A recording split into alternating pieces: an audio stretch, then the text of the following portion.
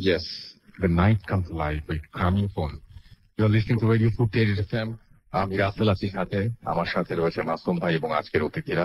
আপনাদের সবাইকে স্বাগত জানাচ্ছি এবং শুরুতেই আমি আপনাদের জানিয়ে দিচ্ছি যে আজকে যারা এখানে আপনারা আমাদের সাথে কানেক্ট থাকতে চান তাদেরকে বলবো যে আপনারা আমাদেরকে ইমেইল করতে পারেন। ইমেইলের মাধ্যমে যদি যোগাযোগ করতে চান তাহলে আমাদের ইমেইল অ্যাড্রেস হচ্ছে proofsm@radio40.fm। যাই হোক, স্টুডিওতে এসে ঘটনা বলতে যারা পারেন না তারা ইমেইল করে দেন আমাদের কাছে। তেমনি একটা ইমেল আমার আজকে এই মুহূর্তে আমার হাতে আছে, সেই ইমেলটা দিয়েই শুরু করতে চাই আজকের প্রোগ্রাম। আশা করছি আপনাদের ভালো লাগবে। স্টুডিওতে এসে ঘটনাটি বলা সম্ভব নয়, ভালো লাগলে পড়ে শোনাবার অনুরোধ রইল। আসসালামু আলাইকুম রাসেল ভাই। ওয়ালাইকুম সালাম। আশা করি আপনি ভালো আছেন। আমি আপনার নিয়মিত একজন শ্রোতা। আমার নাম মামুন আহমেদ, জেলা যশোর সদর, কুয়াদা বাজার, সিরাজসিংহা। ভাই, আমার নিজের সাথেই ঘটেছে এই ঘটনাটি, যেটা শুরু হয় 2010 সাল থেকে আর এখনো রীতিমতো ঘটে চলেছে আমার সাথে। বর্তমানে আমার অবস্থা খুবই আশঙ্কাজনক। এখন আমি বুঝতে পারছি বছর ধরে ঘটনাটি ঘটার কারণে আমার এই ঘটনাটি অনেক বড়, তাই যতটা সম্ভব ছোট করে বলার চেষ্টা করছি। তখন রমজান মাস, রমজানের প্রথম দিন। আমরা অনেকে মিলে আমাদের গ্রামের মসজিদে ইফতার করতে চাই। বলে রাখা ভালো যে আমাদের মসজিদটি পূর্ব ও উত্তর দিকে রয়েছে কবরস্থান, এবং দক্ষিণ দিকে রয়েছে বড় পুকুর, ও পশ্চিম দিকে রয়েছে অনেকগুলি বাড়ি। যা হোক, যাওয়ার পর হুজুর আমাকে ডেকে বলেন প্লেটগুলো ধুয়ে নিয়ে আসতে। যে কথা সেই কাজ। মসজিদের টিউবওয়েলটি খারাপ থাকায় পুকুরে যেতে যাই। প্লেটগুলো প্রায় ধোয়া শেষ। এমন সময় আমি খেয়াল করলাম আমার কানে কেমন যেন সাউন্ড আসতে লাগছে। আওয়াজটি মনে হচ্ছিল আকাশের দিক থেকে আসছে। আমি আকাশের দিকে তাকিয়ে দেখতে পেলাম কি যেন সারি বেঁধে খুব দ্রুত চলে যাচ্ছে। এমন সময় আমি লক্ষ্য করলাম যে কে যেন আমার দিকে এগিয়ে আসছে আকাশ থেকে। আমার চোখের পলক পড়তেই দেখতে পেলাম যে কে আসছিলেন, সে আমার সামনে। সে আমাকে বলল, ভয় পেও না, আমি তোমার কোনো ক্ষতি করব না। তাকে দেখতে খুব উজ্জ্বল লাগছিল। গায়ে জরি জাতীয় লম্বা পোশাক, হাতে ছিল একটা লাঠি জাতীয় কিছু, মাথার চুল পায়ের গোড়ালি পর্যন্ত। আমি তার কথা আর জবাবে বলি, আমি তো ভয় পেয়েছি। সে বলে, কই, তুমি তো ভয় পাওনি বলে আমার শরীরে 3 বার ফু দিল, আর বলল আজ সময় নেই, তোমার সাথে পরে দেখা করব, ভালো থাকো বলেই অদৃশ্য হয়ে গেল। আমি প্লেটগুলো নিয়ে উপরে উঠে আসি। তারপর আমি আমার বন্ধুদের বলি, তোমরা কি কিছু দেখেছ আমার সামনে দাঁড়িয়ে থাকতে? ওরা বলে, কই না তো। আমি আর কাউকে কিছু বলি না, মনের ভুল ভেবে। ঈদের কিছুদিন পর আমি সেই মহিলাকে আবারও দেখতে পাই স্বপ্নে। তিনি আসেন, কথা বলেন ভিন্ন বিষয়ে। এভাবে চলতে থাকে কিছুদিন। তারপর একদিন তিনি আমাকে তাদের ওখানে নিয়ে যান বেড়াতে। আমাকে যেভাবে তিনি নিয়ে যান, তিনি আমাকে বলেন আমি যা পড়বো তুমিও তাই সাথে সাথে পড়বে। তিনি যা পাঠ করলেন আমি তার সাথে তাই পড়লাম, আর বললেন তুমি আমার হাতের ওপর উঠে দাঁড়াও। আমি সেই মুহূর্তে দেখতে পেলাম তার হাতটি বিশাল বড় হয়ে গেল। আমি উঠে দাঁড়ালাম। তারপর তিনি আমাকে বললেন, চোখ বন্ধ করো। আমি না বলা পর্যন্ত চোখ খুলবে না। আর বলি, ঠিক আছে। 5-6 মিনিট পর বলল, চোখ খোলো। আমি চোখ খুলতেই দেখতে পেলাম রাজপ্রাসাদের মতো বাড়ি। মনে হচ্ছিল সোনা দিয়ে তৈরি করা, চারিদিকে ফুলের বাগান, অনেক বড় বড় গাছপালা, আর অনেক অদ্ভুত কিছু। তিনি আমাকে ওই রাজপ্রাসাদের বাড়ির মধ্যে নিয়ে যান, আমাকে একটি জায়গায়। সেই সময় একটা মেয়েকে দেখতে পাই। মেয়েটার মুখটা দেখা যাচ্ছিল না, মুখে একটা কাপড় জাতীয় কিছু ছিল। এই কারণে আমি সেই মহিলার কাছে জিজ্ঞেস করতেই তিনি বললেন ও আমার একমাত্র মেয়ে।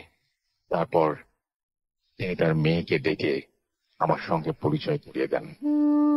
অনেক গল্প হয় আমাদের। তারপর তিনি আমাকে একটা লাঠির মতো কিছু দেন আর বলেন, এটা তোমার কাছে রাখো, তোমার সাথে আমরা দেখা করি এ বিষয়ে কারোর সাথে কোনো কিছু বলবে না বা শেয়ার করবে না।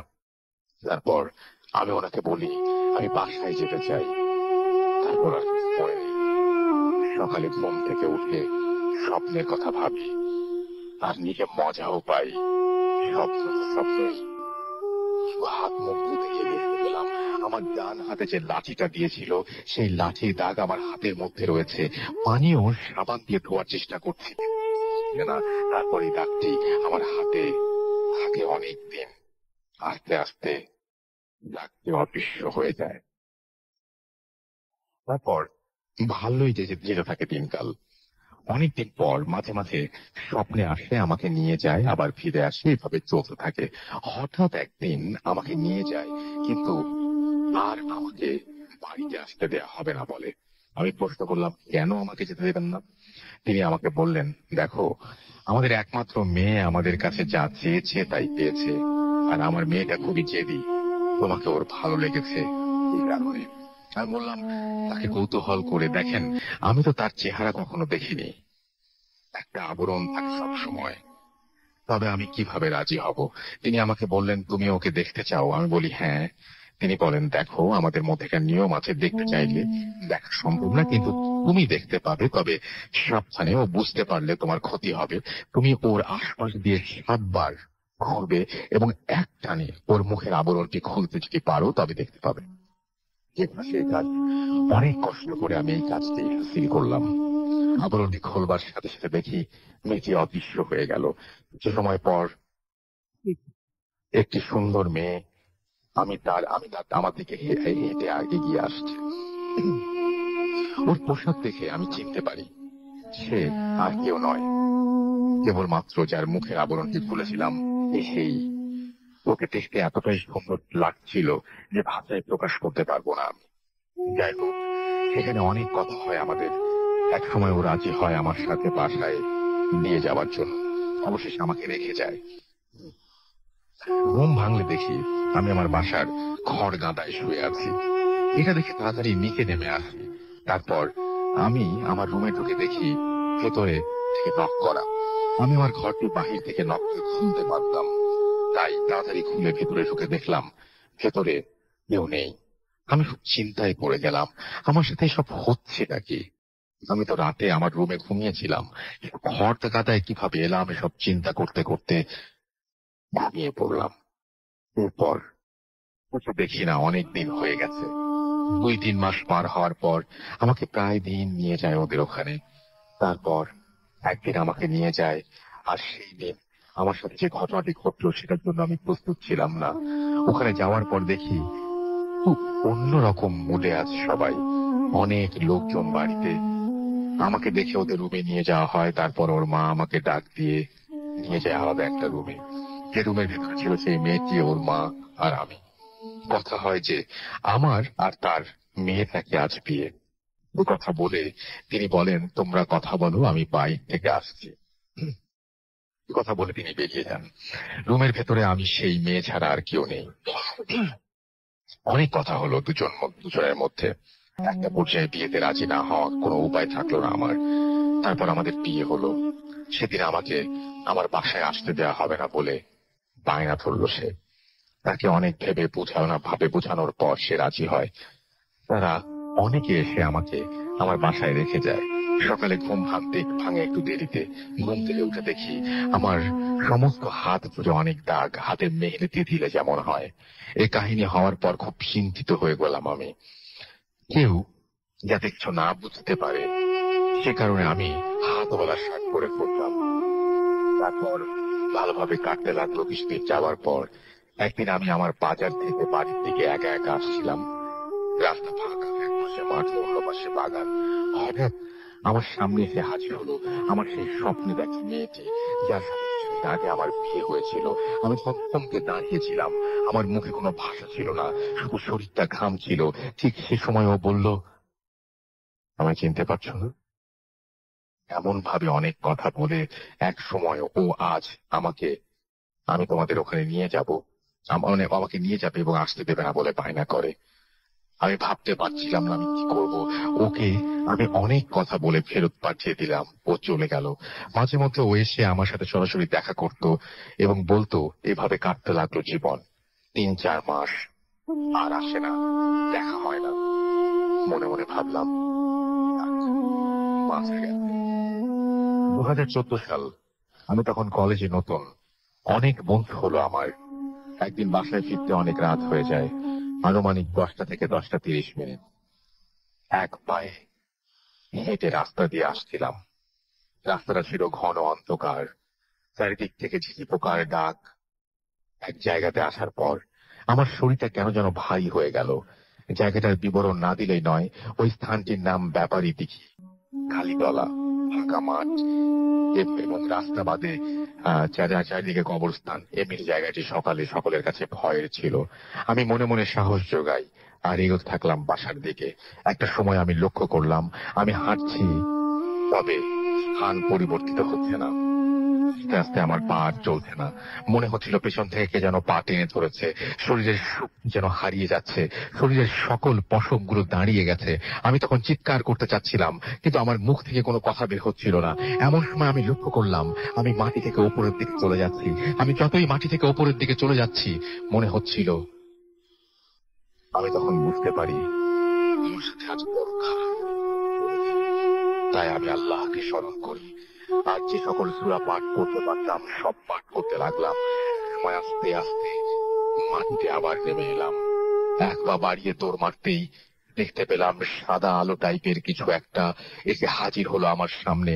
আমি খেয়াল করে দেখলাম সে আর কেউ নয়, সেই মেয়েটি। ওকে দেখার পর আমি আবার সাহস ফিরে পাই। ও আমাকে বলল, কি ভয় পেয়েছো? এভাবে অনেক কথা হয়।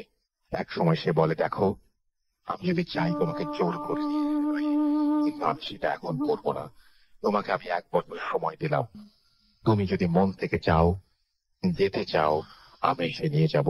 আর যদি না চাও, তবে শুনে রাখো, তোমার বয়স 24 বছরের ভেতর তোমাকে আমি নিয়ে যাব। কেউ আমাকে থাকতে পারবে না। আমি যদি না পারি, তাহলে তোমাকে অনেক ডিস্টার্ব করবো। এভাবে অনেক কথা বলে সে চলে যায়। এই বিষয়টি আমার আর ভালো লাগে না, তাই আমি একজন হুজুরের কাছে যাই। তিনি আমার শরীর বন্ধ করে দেন 24 বছর পর্যন্ত এবং কিছু তেল ও পানি দেন। তিনি বলেছিলেন আর কোনো সমস্যা হবে না। ভালো কাটছিল দিনকাল, 3 বছর কোনো সমস্যা ছাড়াই। বর্তমানে আমার বয়স 22 বছর। 2018 জুলাই মাসের প্রথম দিন আবার সমস্যা শুরু হয়। সরাসরি দেখা দিচ্ছে, কথা বলছে, কিন্তু আমাকে ধরতে পারছে না, শরীর বন্ধ থাকায়। এখন রাতে আমি ঘুমোতে পারছি না। চোখের সামনে ওর ছবি ভাসছে। আমার চেহারা খারাপ হয়ে যাচ্ছে, শরীরের ওজন কমে যাচ্ছে, কিছুতে মন বসছে না। আমি এখন কি করব বুঝতে পারছি না। আপনাদের কাছে কোনো সমাধান থাকলে আমাকে বলবেন প্লিজ। ঘটনাটি পড়ে শোনাবার অনুরোধ রইল। আমার ঘটনাটি সিলেক্ট হলে আমাকে জানাবেন প্লিজ। ভোদাফেমের জন্য শুভকামনা। তারপরে তিনি তার ফোন নাম্বার শেয়ার করেছেন। থ্যাংক ইউ ভেরি মাচ ঘটনার জন্য। এবং একটা জিনিস নিয়ে আমি খুব চিন্তিত, যিনি ঘটনাটি পাঠিয়েছেন বর্তমানে তিনি ঘটনাটি করছেন এবং তার সমস্যাটা এখন আছে এবং চলমান একটা সমস্যা, এবং যে সমস্যাটি এই জুলাই মাসে আবার শুরু হয়েছে। এই তো জুলাই মাস গেল, এটা অগাস্টে পড়েছি আমরা। আর তার মানে আমার কাছে তো কোনো সমাধান নেই। যারা শুনছেন তাদের কাছে যদি কোনো সমাধান থাকে আপনারা জানাবেন। সবচেয়ে ভালো হচ্ছে আমাকে ইমেইল করে জানানো। আমার ইমেল অ্যাড্রেস হচ্ছে bhutafm@futti.fm এবং আমাদের যে পোস্ট আজকে দুটো রয়েছে সেই পোস্টের নিচেও চাইলে আপনি কমেন্ট করতে পারেন। এবং এই ঘটনার সমাধান যদি এখন কেউ দিতে চান তাহলে দিতে পারেন। যদি যিনি ঘটনা পাঠিয়েছেন তিনি যদি শুনে থাকেন, সরাসরি ফেসবুকের পোস্টের নিচে গিয়ে কমেন্ট সেকশনে থেকেই তিনি জানতে পারবেন এবং সমাধান পেয়ে যাবেন। যাই হোক, এই ছিল ঘটনা। খুবই নাড়া দেবার মতো একটা ঘটনা, তাই না? একদম গল্পের মতো লাগে। যার সাথে ঘটে শুধু তিনিই বুঝতে পারেন সমস্যা কত গুরুতর। আমরা চলে যাচ্ছি আমাদের প্রথম অতিথির কাছে। আপনার নামটা প্লিজ একটু বলবেন, তারপর আপনার ঘটনায় যাবো আমরা। আসসালামু আলাইকুম লিসেনার। আমি সোহান। আমি এসেছি হচ্ছে ঢাকা বেড়াতপাড়া থেকে। তো এটা হচ্ছে আমার প্রথম ঘটনা। তো ঘটনাটা হচ্ছে যে যার সাথে ঘটে আলী ভাই, তো তিনি এখন শুনছেন। তো তিনি আজকে আমাকে শেয়ার করছেন ঘটনাটা। তো মূলত তিনি ছিলেন পেশায় একজন অ্যাম্বুলেন্স চালক। তো ঘটনাটা ঘটে হচ্ছে 2016 সালে। ঢাকার কোনো একটা হসপিটাল থেকে মানে একটা লাশ নিয়ে যাওয়ার জন্য তাকে বলা হয় যে ঢাকা টু সিলেট যেতে হবে। তো হসপিটাল থেকে সব কাগজপত্র নিয়ে তিনি লাশের সাথে পেছনে ছিল হচ্ছে তার ফ্যামিলির 2 জন, আর সাথে ছিল তার একজন সহকারী। তো তিনি লাশ নিয়ে যথারীতি অ্যাম্বুলেন্স নিয়ে রওনা দেন রাত সন্ধ্যা 8টা কি 8:30 এরকম হবে। তো তারা যখন ঢাকা ক্রস করলো, তো তারপর একটা ব্রিজ পড়ে। তো ওই ব্রিজটা ক্রস করার পর ভালোভাবেই যাচ্ছিল। প্রায় 1 কিলোমিটার যাওয়ার পর হঠাৎ করে তিনি দেখতে পেলেন যে তার ডান পাশে একজন হাঁটছে, সাদা কাপড় পরা, আর বলছে গাড়িটা সাইড করো। তো তার গাড়িটা তখন ছিল 80 স্পিডে। তো 80 স্পিডে একজন লোক, মানে 80 স্পিডে একটা গাড়ির সাথে একজন লোক হেঁটে হেঁটে যাবে, তাকে বলছে, বারবার বলছে গাড়িটা সাইড কর। তিনি কি করলো, আস্তে আস্তে গাড়ির স্পিডটা আরো বাড়াতে থাকে। হঠাৎ করে কিছুক্ষণ পর লোকটা গাড়ির সামনে চলে আসে। তো সামনে চলে আসে, সেই বিষয়টা বুঝতে পারে। সে কি করলো, গাড়িটা 120 স্পিডে উঠে মানে ওই লোকটার উপর দিয়ে উঠিয়ে দেয়। তো লোকটা ছিটকে গিয়ে পাশে ছিল একটা পুকুর, পুকুরে পড়ে।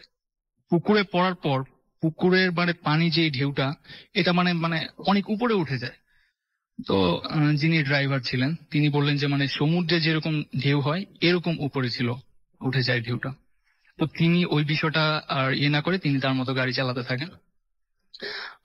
প্রায় 2-3 মিনিট পর হঠাৎ করে গাড়ির সামনে যে গ্লাস থাকে ইনফ্রন্টে, ওটা বেয়ে বেয়ে রক্ত পড়ছে উপর থেকে। তো তিনি বুঝতে পারছেন না যে রক্তটা কোথা থেকে পড়ছে। তো আস্তে আস্তে রক্ত মানে উপর থেকে বেয়ে বেয়ে পড়ছে। তো তিনি কি করলেন, সামনের যে পানি থাকে তো ওইটা দিয়ে পানি দিচ্ছেন কাচের মধ্যে। পানি যত দিচ্ছেন রক্তের পরিমাণ আরো বাড়ছে। তো এটা দেখে তিনি ঘাবড়ে যান। তো তিনি চিন্তা করলেন যে সামনে একটা পাম্প আছে, তো ওখানে গাড়িটা সাইড করে আমি গাড়িটা পানি দিয়ে পুরোটা ওয়াশ করবো।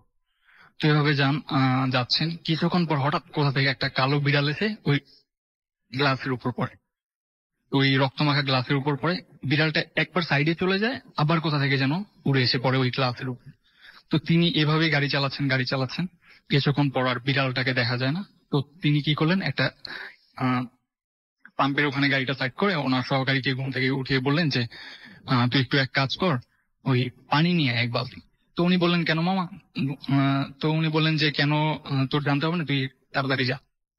উনি গেলেন পানি আনতে। আর আলী ভাই যিনি ছিলেন উনি মানে গাড়ি থেকে নেমে সামনে গেলেন যে আসলে বিষয়টা কি ওটা দেখার জন্য।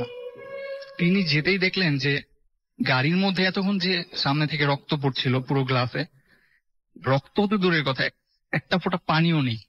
তো এরকম দেখার পর তিনি আগে থেকে বুঝতে পারছেন যে কি হচ্ছে। তারপর তিনি প্রচন্ড সাহসী ছিলেন, যার কারণে তারপর পানি নিয়ে আসে উনি পানিতে এমনিতে গাড়িটা ধোয়ে তারপর তারা আবার রওনা দেয়। তো এভাবে যাচ্ছে, যখন তারা হচ্ছে যে শ্রীমঙ্গল ঢুকবে, তখন শ্রীমঙ্গলে ওখানে একটা পুলিশ তাদেরকে আটকায়, যে বলে সামনে ডাকাতের ভয় আছে, তো হয়তো প্রবলেম হতে পারে। তো আপনারা এক কাজ করেন, ওয়েট করেন, যদি আরো 2-3টা গাড়ি আছে একসাথে ছাড়বো আপনাদের। তো তিনি বললেন যে আমাদের তাড়াতাড়ি যেতে হবে, প্লিজ ছেড়ে দেন। তো এটা বলে অনুমতি নিয়ে তিনি যান। তো শ্রীমঙ্গল দিয়ে যখন যাচ্ছেন, হঠাৎ করে রাস্তার দুপাশ থেকে বড় বড় পাথর এসে গাড়ির উপর পড়ছে। তো কোথা থেকে এত বড় পাথরগুলো আসছে মানে তিনি বুঝতে পারছেন না। তো পাথরগুলো গাড়ির সামনে এসে যখন গাড়ির কাছাকাছি এসে পড়ছে আর হাওয়ায় মিলিয়ে যাচ্ছে, এরকম মনে হচ্ছে গাড়ির উপর এসে পড়বে। তো এরকম হচ্ছে এর মধ্য দিয়ে তিনি ড্রাইভ করছেন। তো আর কিছুক্ষণ যাওয়ার পর তো গাড়িটা একটু ঝাঁকি লাগে, আর পেছনে যে লাশটা ছিল স্ট্রেচারে, তো লাশটা নিচে পড়ে। তো তার বাড়ির লোক তারা উঠে যায়, বললো গাড়িটা একটু প্লিজ সাইড করেন, লাশটা তুলতে হবে। তো তিনি গাড়িটা সাইড করে যথারীতি লাশটা গাড়িতে তুলে তারপর আবার তার যাত্রা শুরু করে। এভাবে কিছু দূর যাওয়ার পর হঠাৎ করে মানে চারপাশে ছিল জঙ্গল, তো জঙ্গলের ভেতর থেকে আস্তে আস্তে 1-2টা করে শিয়াল বের হয়ে আসছে। তো 2-3টা করে শিয়াল দেখা যাচ্ছে যে রাস্তা পার হচ্ছে, তো গাড়ির সামনে আসছে। আস্তে আস্তে যতই এগোচ্ছে তারা, শিয়াল দেখা যাচ্ছে আরো বেড়ে যাচ্ছে। তো আমরা জানি যে শিয়ালের চোখে বা কুকুরের চোখে রাতের বেলা লাইট পড়লে চোখ জ্বলজ্বল করে, এটা স্বাভাবিক। কিন্তু তার মতে ওই শিয়ালগুলোর চোখের এতটা পাওয়ার ছিল আলোর, তার গাড়ির হেডলাইটের চাইতেও বেশি, এরকম তার চোখে পড়া মাত্র মানে সে কিছু দেখতে পাচ্ছে না, এর মাঝখানে তিনি গাড়ি ড্রাইভ করছে। এভাবে যতক্ষণ পারছে এগুলোকে মানে কাটিয়ে তিনি গাড়ি ড্রাইভ করছে। তো আর কিছু দূর যাওয়ার পর আর শিয়ালগুলোকে দেখা যাচ্ছে না, তো সাইডে ছিল ছোট্ট একটা গর্তের মতো, গাড়ির চাক্কাটা ওখানে পড়ে গাড়িটা আটকে যায়। তো ওখানেই গাড়িটি স্টপ হয়ে যায়। তিনি কি করলেন, তার সহকারীকে নিয়ে গাড়িটা থেকে নামেন। গাড়িটা নামার পর তিনি দেখলেন যে, বললো ধাক্কা দিয়ে দেখি হয় কিনা। গাড়িটাও স্টার্ট হচ্ছে না, ধাক্কা দিয়ে তুলতে পারছে না। তো তিনি স্মোক করতেন, একটা সিগারেট ধরালেন যে অনেকক্ষণ ড্রাইভ করলাম দেখি। তো তিনি সিগারেটটা নিয়ে গাড়িতে উঠলেন, স্টার্ট দেওয়ার সাথে সাথে গাড়ি স্টার্ট হয়ে গেল এবং ওখান থেকে উঠে গেল। তো তিনি স্মোক করছেন আর ড্রাইভ করছেন। প্রায় 4-5 মিনিট ড্রাইভ করার পর মানে যতক্ষণ তার হাতে সিগারেটটা ছিল তিনি ভালোভাবে ড্রাইভ করছেন। তো যখনই সিগারেটটা ফেলে দিলেন, তিনি দেখছেন যে সামনে মানে তুমুল পরিমাণ ঝড় হচ্ছে। চারপাশে যত গাছপালা আছে ভেঙে ভেঙে রাস্তার উপর এসে পড়ছে, তার গাড়ির উপর এসে পড়ে, সাইডে পড়ে, মানে এরকম মনে হচ্ছে। আর তিনি তার লুকিং গ্লাস দেখতে পান, পেছনে পুরো ক্লিয়ার, আকাশ পর্যন্ত পরিষ্কার দেখা যাচ্ছে, কিচ্ছু হচ্ছে না, পুরো পরিবেশটাই শান্ত, কিন্তু সামনে প্রচন্ড ঝড়। তো এভাবে তিনি ড্রাইভ করছেন, তিনি গাড়ির স্পিড কমিয়ে দেন, 40-50 নিয়ে আসেন। তো এভাবে কিছু দূর যাওয়ার পর তিনি দেখেন যে সামনে থেকে সাদা কাপড় পরা কিছু মানুষ আসছে হেঁটে হেঁটে রাস্তার দুপাশ দিয়ে। তো মানুষগুলো ছিল মানে সাধারণ মানুষের চাইতে একটু লম্বা। আর তো তিনি যখন আস্তে আস্তে আগাচ্ছেন, তার মনে হচ্ছে শত শত মানুষ ওই দিক থেকে হেঁটে আসছে গাড়ির দিকে। তো মানুষগুলো চেহারা প্রায় সেম ছিল।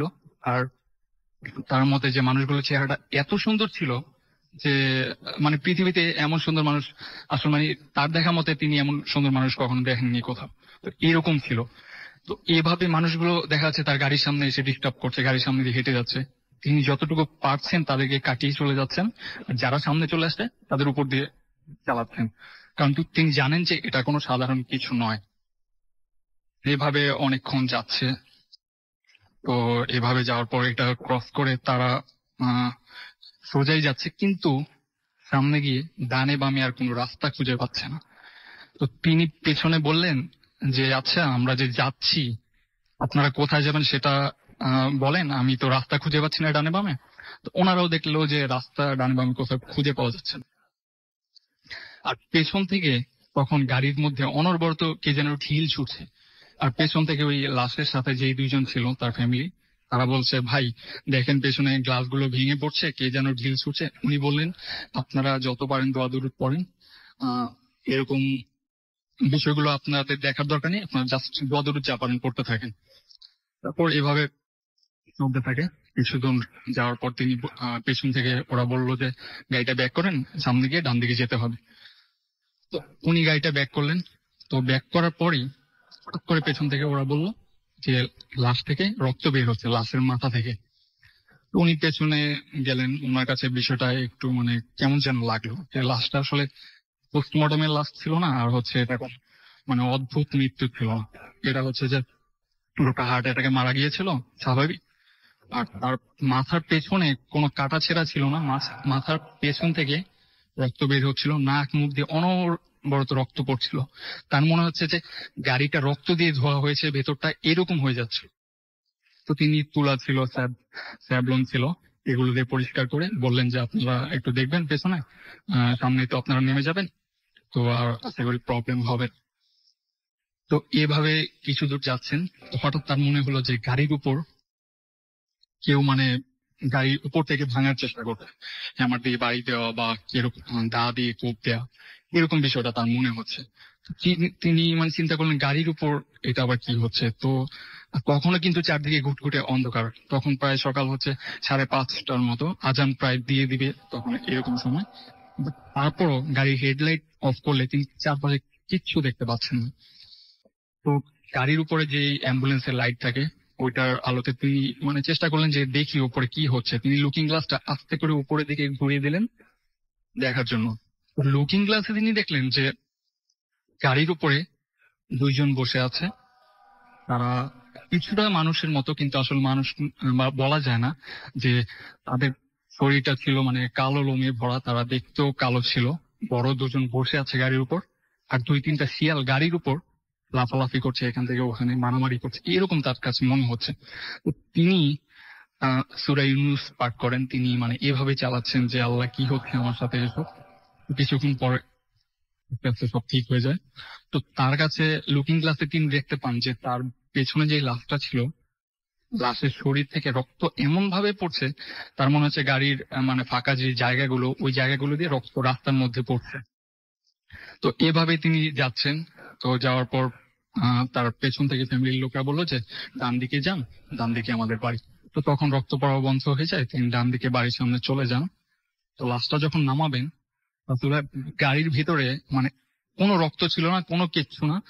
তখন যখন লাশটা থেকে ব্লিডিং হচ্ছিল, সাদা কাপড়টা ছিল, ওই কাপড়টাও কিন্তু রক্তে মিশে গিয়েছিল, কিন্তু কাপড়টাতে একটা ফোঁটা রক্তের স্পট ছিল না। তো তারা গাড়ি থেকে লাশটা নামালেন, সবাই আসছে যে যিনি মারা গেছেন তাকে দেখার জন্য। তো যখন ওনার মুখ থেকে সাদা কাপড়টা সরাবেন, সবাই দেখতে আসছেন। তো মানে এমন মানে কিছু হবে তারা কল্পনাও করতে পারেনি। লাশটার মুখটা থেকে কাপড়টা সরাতেই তারা দেখতে পেলেন যে লাশটার মুখটা জাস্ট একটা কঙ্কাল, মাথাটা পুরাটা কঙ্কাল, পুরো বডিটা ঠিক আছে, মাথাটা পুরো কঙ্কাল হয়ে আছে এরকম। তো সবাই মানে অনেকে ভয়ে ওখান থেকে চলে যায়। তো অনেকে ওই ড্রাইভার আলী ভাইকে ধরেন যে আসলে কি হলো, লাশটা ঠিক মতো এটা কার লাশ? তো উনি বললেন লাশ তো ঠিকই ছিল, আপনার বাড়ির লোকেরা ছিল পেছনে, ওদেরকে জিজ্ঞেস করেন। তো বললেন এভাবে এরকম হলো কিভাবে? উনি বলেন আমি তো জানি না, পথির মধ্যে এরকম হয়েছে, অনেক সমস্যা হয়েছে। তো লাশটা জাস্ট মানে আমিও বুঝতে পারছি না, আমিও তো কিছুক্ষণ আগে দেখেছি যে লাশটা থেকে ব্লিডিং হচ্ছিল, ঠিক আছে লাশটা, এখন মাথাটা এরকম হলো কিভাবে? তো এটা বলার পর তিনি বললেন আমার ভাড়াটা দিয়ে দেন, আমি চলে যাই। তো অনেক আকুতি মিনতি করে ভাড়াটা নিয়ে তিনি চলে আসার সময় অনেকে নাকি বলছিলেন যে আসলে হয়তো মানুষ দুনিয়াতে খারাপ কাজ করলে এরকম হয় পরবর্তীতে। তো অনেকে বলছিলেন যে লোকটা নাকি মানে দুনিয়াতে ভালো ছিল না, আল্লাহ মাফ করুক, মানে তেমন বলছিল। তো তিনি ওখান থেকে ঢাকা চলে আসে। ঢাকা আসতে তখন তার সময় লাগে মাত্র 3 ঘন্টা।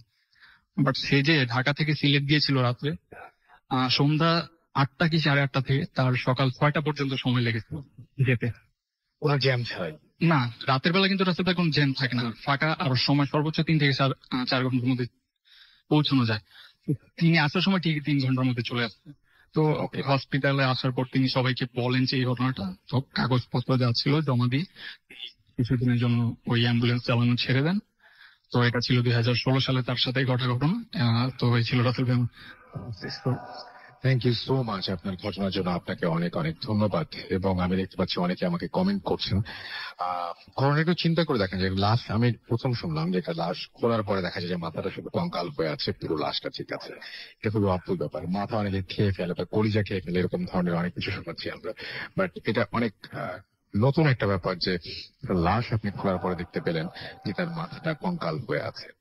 ভাবুন শুধু একবার, চিন্তা করে দেখুন যে আপনার সামনে লাশের কাফন ছড়ানোর সময় সঙ্গে সঙ্গে যদি আপনি এরকম কোন দৃশ্য দেখেন, এই দৃশ্যটা ভাবে নিলেন। ইয়াসিন সরফরাজ শফিন, খুবই ভয় লাগছে। চলে যাচ্ছি আমাদের দ্বিতীয় অতিথির কাছে, তার ঘটনাটি শুনে আসবো। আপনার নাম, তারপর আপনার ঘটনা, কোথা থেকে এসেছেন একটু কাইন্ডলি তার আগে বলবেন। আসসালামু আলাইকুম স্যার, আমি জুবায়ের ধানমন্ডি থেকে এসেছি। চলে যায় আপনার ঘটনা। কথা না বলে ঘটনায় চলে যায়। এটা আমার ফার্স্ট স্টোরি। ঘটনাটা ঘটে পশ্চিম আগারগাঁওয়ের একটা বাসায়। ওকে। বিল্ডিংটা ছিল জিটিসিএল কোম্পানির একদমই নিকটবর্তী। বিল্ডিংটা ছিল 4 তলা। 4 তলায় 4টা ফ্ল্যাট ছিল। তো 4 তলায় যারা থাকতো তাদের সাথেই ঘটনাগুলো ঘটতো বেশি। তো 4 তলার কোনো একটা ফ্ল্যাটে আমার আন্টি বাসা ছিল। তো আমি আন্টির বাসায় বেড়াতে গিয়েছিলাম এবং সেখান থেকে ঘটনাটা জানতে পারি। ওকে, চলে যায় আপনার ঘটনা। তো আন্টি বলে যে বাসায় ওঠার পর থেকে অদ্ভুত কিছু ঘটনা ঘটতে থাকে আন্টির সাথে এবং পাশে যে তাদের প্রতিবেশী আছে তাদের সাথে। তো প্রত্যেক দিন ওই ডাস্টবিনে ময়লাগুলো গুছিয়ে রাখা হতো বা ডাস্টবিনে ময়লাগুলো ভালো করে রাখা হতো, কিন্তু সকাল হলেই দেখা যেত যে ময়লাগুলো আর ডাস্টবিনে নেই, ময়লাগুলো ছড়ানো ছিটানো। কিন্তু ভেতরে কে প্রবেশ করবে, কে ছড়াবে, ঘটনা প্রাণী ছড়াতে পারে। কোনো প্রাণী ঢোকার কোনো ওয়ে নাই। বাসায় তো পুরো লক করা, জানালাগুলো লক করা, দরজা লক করা। আচ্ছা, বাসার ভিতরে বাসার ভিতরে ডাস্টবিন থাকে, মানে রান্নাঘরে ডাস্টবিনটা থাকে, রান্নাঘরের যে ময়লা ফেলার ময়লা জায়গা। ফেলার এগুলো আচ্ছা, সেগুলো কিন্তু okay. পুরোটা ছড়ানো ছিটানো থাকে। আচ্ছা। এইভাবে প্রত্যেকদিন চলতে থাকে। তো আন্টি প্রচুর ডিস্টার্ব হয়, বাট বাসাটা ছাড়তে পারছিল না কোনো এক কারণে। যাই হোক, বাসাটা ছাড়তে পারছিল না। তো আমি যখন বেড়াতে যাই, আমি আর আমার ফুফাতো ভাই, মানে আমার আন্টির বড় ছেলে ঘুমিয়ে আছে। হঠাৎ করে রাত 2টা মতো হবে, আমরা দুজনে ফেসবুক নিয়ে করতেছিলাম। হঠাৎ করে আহ, মনে হলো যে বাথরুমের যে ঝর্ণাটা ওটা চালু হয়ে গেছে। হুম। তো আমি ওকে বললাম যে ওটা বন্ধ করিস নি, ও কিন্তু কিছুক্ষণ আগেই গোসল করে বের হয়েছে। তো আমি বললাম, ওর তুই বন্ধ করিস নি? বলে হ্যাঁ, তো আমি বন্ধ করে আসছি। ওরা হুট করে আবার এটা চালু হয়ে যাবে, সরি নষ্ট নষ্ট হয়ে গেল নাকি। তো আমরা যাই, গিয়ে দেখি যে সত্যি সত্যি ওটা অন করা। দেন আমরা ওটাকে অফ করি। এভাবে চলতে থাকে। হুট করেই বাথরুমের লাইট অন হয়ে যায়, এবং তারপরে ট্যাপ অন হয়ে যায়। এভাবেই চলতে থাকে। তো একদিন পাশের ফ্ল্যাটের ভাবি একদিন রাত 12টার মতো হবে, উনি মশলা বাটলে যে সাউন্ডটা হয় হুম। ওইরকম সাউন্ডটা তিনি পাচ্ছেন। তো উনি একটু অবাক হয় যে এত রাতে আবার কে মশলা বাটবে। তো উনি আমাদের ফ্ল্যাটে আসেন, আহ, তারপরে পাশের ফ্ল্যাটে যান। তো কেউই মশলা বাটছে না, কিন্তু সবাই সেই সাউন্ডটা শুনতে পাচ্ছে, এবং সবাই লক্ষ্য করলো যে সাউন্ডটা হচ্ছে ছাদের উপর থেকে আসছে। সবাই মিলে যখন একই হলো, সবাই ভাবলো যে ছাদের উপর থেকে মশলা বাটার সাউন্ড, সবাই একটু অবাক হয়। তো ভাইয়া হচ্ছে গাড়ি চালাতো, অনেক রাত করে বাসায় ফিরতো। তো ভাইয়া বাসায় আসে, তো বলা হয় যে দেখো ছাদের উপর থেকে মশলা বাটার সাউন্ড হয়েছে। তো উনি অনেক সাহসী ছিল, বলে এসব কিছুই না, এসব কেউ বিশ্বাস করে নাকি। তো উনি ওই ছাদে যায়। তো ছাদে গিয়ে কাউকে দেখি না, কিন্তু মশলা বাটার যে সরঞ্জামাদি সেটা কিন্তু পাওয়া যায় ছাদের উপরে। তো ওইটা দেখার পর উনি বাসায় আসেন, এবং বাসায় আসার পর থেকেই তিনি প্রচন্ড অসুস্থ হয়েছেন, এবং প্রায় 1 মাস তিনি অসুস্থ থাকেন। কোনোভাবেই তিনি সুস্থ হচ্ছিলেন না। অনেক ওষুধ পানি অনেক কিছু করে ডক্টর দেখিয়েও কিন্তু তিনি ভালো হচ্ছিলেন না। তো একসময় তিনি সুস্থ হয়ে যান। তো পাশের আরেক ফ্ল্যাটের ভাইয়া একদিন বউয়ের সাথে ঝগড়া হয়। বউয়ের সাথে ঝগড়া হওয়ার পর তিনি রাগ করে ছাদে যান। রাত তখন প্রায় 10টা মতো। তো উনি রাগ করে ছাদে যান। ছাদে গিয়ে সিগারেট খান, সিগারেট খেয়ে সিগারেটটা ফেলেছে। তখন হুট করে ওনার কাঁধে কেউ যেন হাত দেয়। ওনার গাটা শিউরে উঠছে যে হট করে কে আমার কাঁধে হাত দিল। পিছনে ফিরে দেখে যে একটা মানুষ, তার গলা নেই, কিন্তু তার মানে পুরো ধরটা আছে, কিন্তু তার গলা নেই। এটা দেখে সে প্রচন্ড ভয় পেয়ে যায়, এবং সে দৌড়ে আসে, এবং এসে মানে দরজার সামনে এসে সেন্সলেস হয়ে যায়। তারপরে সবাই এসে তাকে উদ্ধার করে, তার মুখে পানি ছিটিয়ে তাকে জ্ঞান নিয়ে আসা হয়, এবং তাকে জিজ্ঞাসা করা হয় যে হঠাৎ করে সেন্সলেস হয়ে যাওয়ার কারণ কি? তো উনি বলেন যে এরকম এরকম আমি ছাদের উপরে এরকম দেখেছি। তারপর থেকে তিনিও প্রচন্ড অসুস্থ হয়ে যান, এবং এক পর্যায়ে সুস্থ হন। তো আহ ওই যে যে ভাবির মশলা বাটা সাউন্ড পেয়েছিলেন, ওই ভাবি একদিন রাতে শুয়ে আছেন। তো ওনার পাশে ওনার হাজবেন্ড শুয়ে আছে, ওনার সন্তান একটা, সে শুয়ে আছে। তো জানালার দিকে তাকান, জানালার দিকে তাকাতে উনি দেখেন যে একটা চমৎকার, একটা অসম্ভব সুন্দর একটা নারী তার দিকে তাকিয়ে হাসছে, আর তার পেছনে কিন্তু 2টা পাখা ছিল।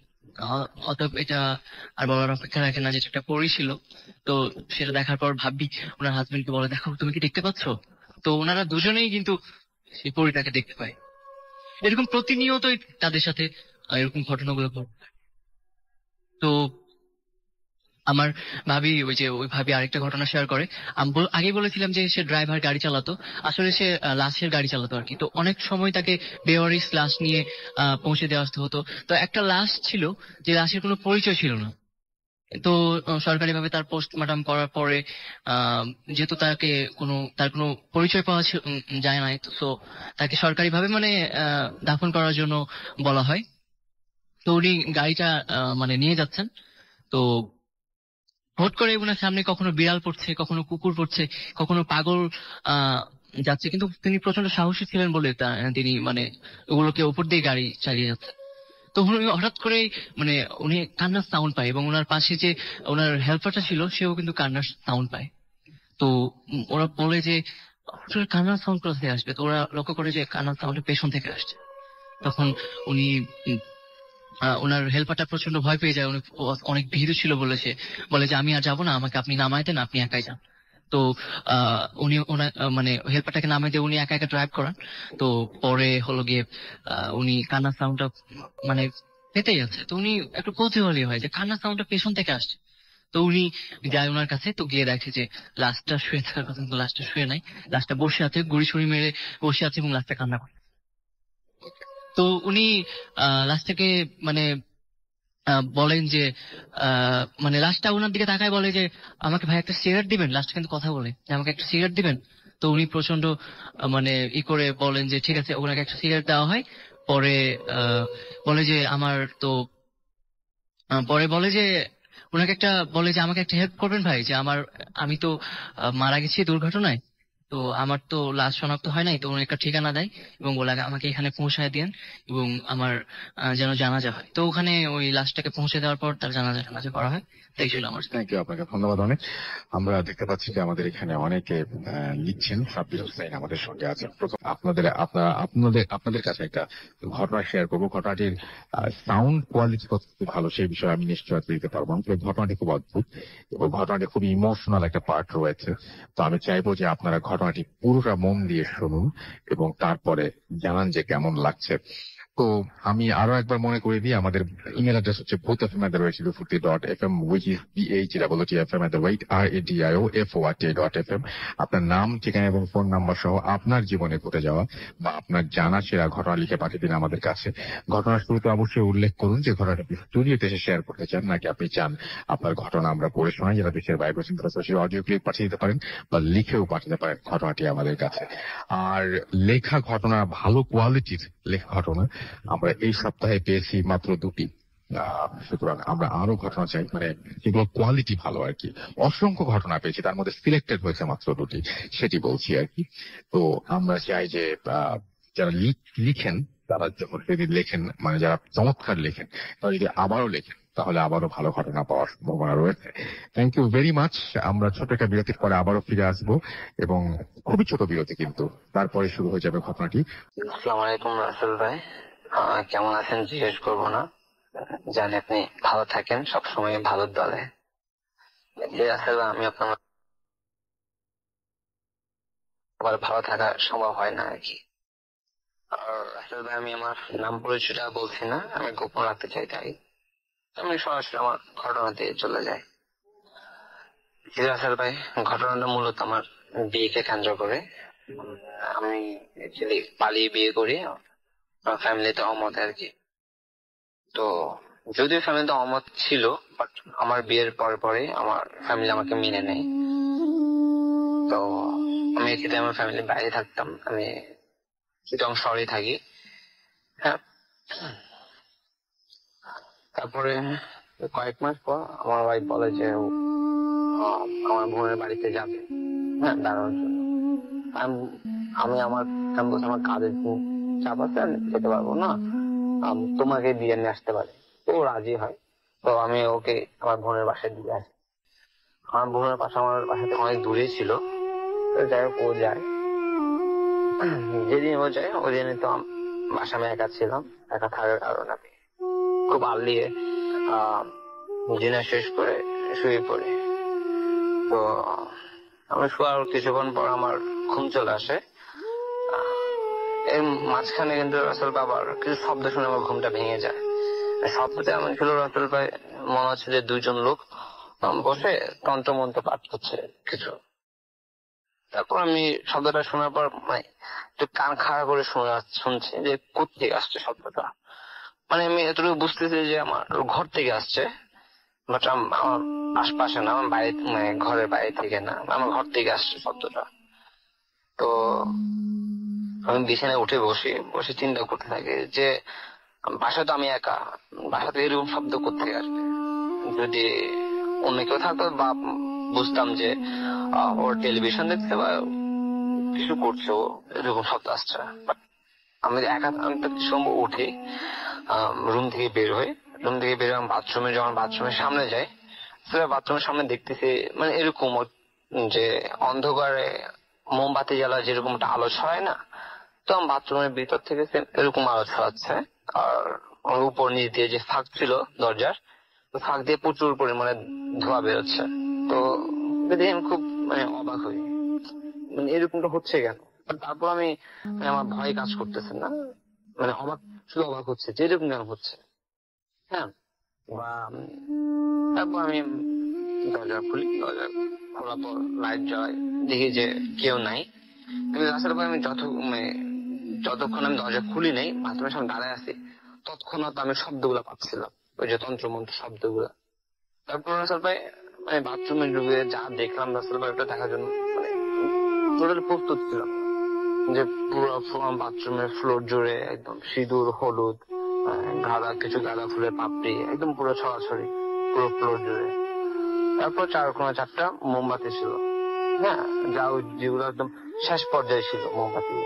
তারপরে একদম ফ্লোরের মাঝখানে একটা ছোট কলসি ছিল, কলসির মুখটা কিছু পাতা দিয়ে ভরা।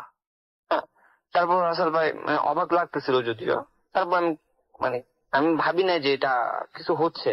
হ্যাঁ, তারপর আমি অস্বাভাবিক ভাবিও এটা ফ্লোরটা ক্লিয়ার করি, সবকিছু ধুয়ে মুছে কলসিটা নিয়ে আমি রুমে আসি। কলসির ভিতরে আসল ভাই যা দেখে যে পাতাগুলো সরানোর পর দেখি যে মানে হাফ পর্যন্ত পানি, মাঝখানে একটা পুতুল। হ্যাঁ, পুতুলটা কলসি দিয়ে বের করে দেখে যে পুতুল না, পুতুল দেখতে পুতুলের মতো, কিন্তু এটা পুতুল না, মনে হচ্ছে জীবিত, একদম মাংস বোঝা যাচ্ছে। হ্যাঁ, আর পুরোটা শরীর জুড়ে পুতুলটা কালো সুতা দিয়ে পেঁচানো। তো রাসেল ভাই, আমি বুঝতে পারতেছি যে এটা মানে কিছু তো হচ্ছে। হ্যাঁ, মানে ভালো কিছু না, এটা বুঝে আমি জামা দিয়ে ফেলেছি, এটা বাইরে ফেলেছি। তারপরে সেম পরের দিন রাসেল ভাই সেম মধ্যরাতে সেম একই ঘটনা, যে শব্দ, এই শব্দে ঘুম ভাঙে। তখন চুপ করে রাসেল দেখি যে আমার বিছানার পাশে একদম আমার রুমে, মানে আগের দিন ছিল রাসেল ভাই বাথরুমে, পরের দিন আমার রুমে। তো এরপর রাসেল ভাই কি করি, আমি কে বলি, আমি বিছানাতে লাফ দিয়ে উঠি, বলি কে এখানে, চিৎকার করে বলে আমার ফোনে ফ্ল্যাশ লাইট অন করে দেখি যে সেম ওই দিনের মতো কেউ নাই। কিন্তু রাসেল ভাই আমি যখন ঘুম থেকে চোখ খুলি, তখন আমি দুটো শ্যাডো দেখি, যা মাঝখানে যে কলসি ছিল, কলসির মানে বিপরীত পাশে বসে আছে। তো রাসেল ভাই আমি এটা দেখার পর যখন ফ্ল্যাশ লাইট অন করি, তারপর কাউকে দেখতে পাইনি। তো ওই সেম আমি কলসিটা নিই, কলসিটা নেওয়ার পর ওই কলসির ভিতরে ওই সেম আগের দিনের মতোই, ওই সেম যেটা আমি বাইরে ফেলে দিই জামা দিয়ে, ওই যে পুতুলটা। হ্যাঁ, তারপর আমি অবাক হই, কি রে, আমি ভাবি যে এটা আমি তো জামা দিয়ে ফেলে দিছি, তারপর আসলো কিভাবে। হ্যাঁ, তারপর আমি বুঝলাম যে না, এটা ঠিক হচ্ছে না। হ্যাঁ, যেটা হচ্ছে যে অনেক খারাপ হচ্ছে, এটাকে আর প্রশ্রয় দেওয়া যায় না। তারপর রাসেল ভাই আমি সাথে সাথে আমি আমার বসকে ফোন করি বলি যে তখন ওদের রাত স্যার, তখন ওদের ভাইয়া রাত মানে 2টা কি 2:30টার মধ্যে বাজে। আমি আমার বসকে ফোন করে বলি যে স্যার আমার ইমার্জেন্সি ছুটি লাগবে 2 দিন। স্যার বলতেছে যে তুমি ছুটিটা কালকে সকালে আসিও, ইয়ে করতে হবে না স্যার, আমার খুব প্রবলেম হচ্ছে। আমি বলছি কি আচ্ছা ঠিক আছে। অনেক রাত ফোন করাতে আমার স্যার মেবি বুঝতে পারছে যে সিরিয়াস কিছু, তা বলছে ঠিক আছে, তোমার প্রবলেম সেরে তুমি অফিস আসিও। তারপরে আমি দেরি না করে পুতুলটা নিয়ে আমি পরের দিন, আমার একটা ফুফা আছে যিনি অনেক হুজুর, উনি এইসব সম্পর্কে একটু ভালো বুঝে, যার কারণে আমি ওনার কাছে চলে যাই। তো ওনার কাছে যাওয়ার পর আমি ওনার সব খুলে বলি যে আমার সাথে এই 2 দিন এরকম হয়েছে। তো উনি আমার যেটা বলছে আচ্ছা তুমি পুতুলটা দাও, আমি দেখি। তো উনি পুতুলটা দিছে, আমি পুতুলটা দেওয়ার পরে উনি পুতুলটা দিচ্ছে, দেওয়ার পরে যে পুতুলের যে কালো সুতা দিয়ে পেঁচানো, ওগুলো উনি ব্লেড দিয়ে কাটছে। হ্যাঁ, কাটার পরে আমি নিজে আমার সামনে করতেছি এগুলা। আমি দেখলাম যে একদম বুকের মধ্যে একটা সোজা কাটা দাগ, এই ভিতরে ভিতরে একদম একটা কাগজের টুকরো, হ্যাঁ, মানে ওটার মধ্যে কি কি লেখা আছে। তো ওরা ওরা দেখে বলতেছে যে এটা তো অনেক, তো কবে থেকে হচ্ছে? আমি বলছি যে আমার এটা 2 দিন থেকে হচ্ছে, গত 2 দিনে এটা হয়েছে আমার সাথে, এরকম এরকম। আপনি এটা আমি বলছি না, এটা 2 দিন থেকে না, এটা অনেক আগ থেকে, প্রায় 4-5 মাস হয়ে গেছে এটা। হ্যাঁ, আমাকে এটা করছো তোমার জন্য, তোমাকে মেরে ফেলার জন্য করছে, তোমার ক্ষতির জন্য না, তোমাকে মেরে ফেলতে চাইছে এটা কেউ একজন। আমি বলছি আমার মারতে চাবি কে? হ্যাঁ, আসলে বলছে যে মা তো অনেকই আছে, তুমি পরিবারের অমতে বিয়ে করছো। আমার ফ্যামিলিতে মেনেই নিছে, তো তোমার ফ্যামিলি মেনে নিছে, তোমার ওয়াইফের ফ্যামিলিতে হয়তো মেনে নেয় নাই, তারাও করতে পারে। আমি এরকম ভাবে নিই নাই এই জিনিসটা। আমি বলছি আমার ক্ষতি হোক, তো ওনার মেয়েরও তো ক্ষতি হচ্ছে, সেটা জানি না, বাট যেটা হোক তোমাকে মারার জন্য করছে এটা। আমি অ্যাকচুয়ালি এসব ব্ল্যাক ম্যাজিকের মধ্যে বিশ্বস্ত না। তারপর আমি জিনিসটা আমার সাথে ঠিক আছে বলছে, আচ্ছা ঠিক আছে, আমি ব্যাপারটাকে সলভ করে দিই। পুয়া বলতেছিল, আমি বলছি আচ্ছা ঠিক আছে, আপনি ওইটাই করেন। তো উনি ব্যাপারটা সলভ করে দেয়। পরের দিনগুলো ভালো যাচ্ছে, কোনো সমস্যা হচ্ছে না। তো পরের মাসে রিপোর্ট আসে, মানে আমার ওয়াইফ অসুস্থ হয়ে পড়ে। ডক্টর কাছে নেওয়ার পর রিপোর্ট আসে যে আমার ওয়াইফ প্রেগনেন্ট। তারপর দিনগুলো আসলে অনেক ভালো যাচ্ছিল।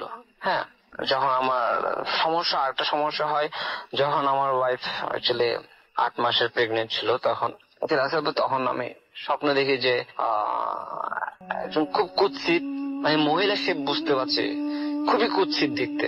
হ্যাঁ, ও একদম পুরা মানুষ বসে একদম পুরা হাঁটু উঠে বসে আসে আর কি, বসে একদম আমার ওয়াইফের পেটের মধ্যে হাত ঢুকাই দেয়। হ্যাঁ, হাত ঢুকাই দিয়ে শুধু আমার বেবিটার মাথাটা বের করে রাসেল ভাই, আমার বেবির মাথাটা বের করে রাসেল ভাই, বেবির মাথাটা বের করে রাসেল ভাই, মানে আমার দিকে তাকিয়ে খুব বিচ্ছিরি হাসি দিচ্ছে, আর আমার বেবির মাথার ঘাটটা মটকায় দিচ্ছে রাসেল ভাই। এটা দেখে থাকতে পারছিলাম না, ঘুম থেকে উঠে যায়। ওটা আমার ভাই বলতে কি হয়েছে, না আমার শরীর খারাপ লাগতেছে রে, পানি দাও। পানি খেয়ে আমি রাসেল ভাই শুয়ে পড়ি। এর পরের মাসে আমার ওয়াইফের ডেলিভারি হয়। ডেলিভারি পরে আমরা না, ডক্টররাও অবাক হয়ে যায়। আসলে আমার বেবি ওই যে আমি স্বপ্নে যেরকম দেখছি, যে ঘাটটা মটকাই দিচ্ছে রাসেল ভাই, ওরকম ঘাট মটকানো মাথায় পিছের মেয়ে হয়ে আছে। এরপরে তখন আমার ওয়াইফ ছিল না, ও অজ্ঞান ছিল। উঠার পর বলতো বেবি খুঁজতেছে, বেবি কই। আমার মুখ কোনো বোঝায় যে ডেড বেবি জন্ম নিছে, এরকম বোঝায়। পরে আসতে ভাই রিপোর্ট আসে যে আমার ওয়াইফ আর মা হতে পারবে না।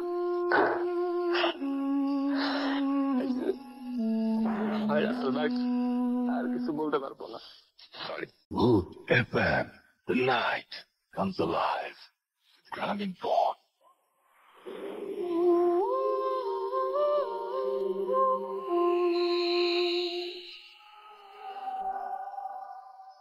খুবই মর্মান্তিক একটা ঘটনা আমরা শুনলাম, এবং শুনলেই মনটা খারাপ হয়ে যায় এরকম একটা ব্যাপার। ঘড়িতে সময় রাত 1:03। শুনছেন সবসময় রেডিও ফুর্তি চলছে। আপনাদের সবাইকে আরো একবার স্বাগত জানাচ্ছি। আমার সাথে রয়েছেন মাসুম ভাই এবং আজকের অতিথিরা, এবং আপনাদের সঙ্গে আমাদের প্রথম অতিথি আরেকটা ঘটনা শেয়ার করবেন, ছোট করে একদমই বড় কিছু বড়, এবং আমরা সেই ঘটনাটি শুনে আসবো। আশা করছি আপনাদের ভালো লাগবে। চলুন শুনে আসি। This is Sohan again. তো আমি সরাসরি ঘটনায় চলে যাচ্ছি। তো এটা হচ্ছে মানে কয়েকজন ফ্রেন্ড মিলে চিন্তা করলো যে ঘুরতে যাবে গাজীপুরের কোনো একটা স্পটে।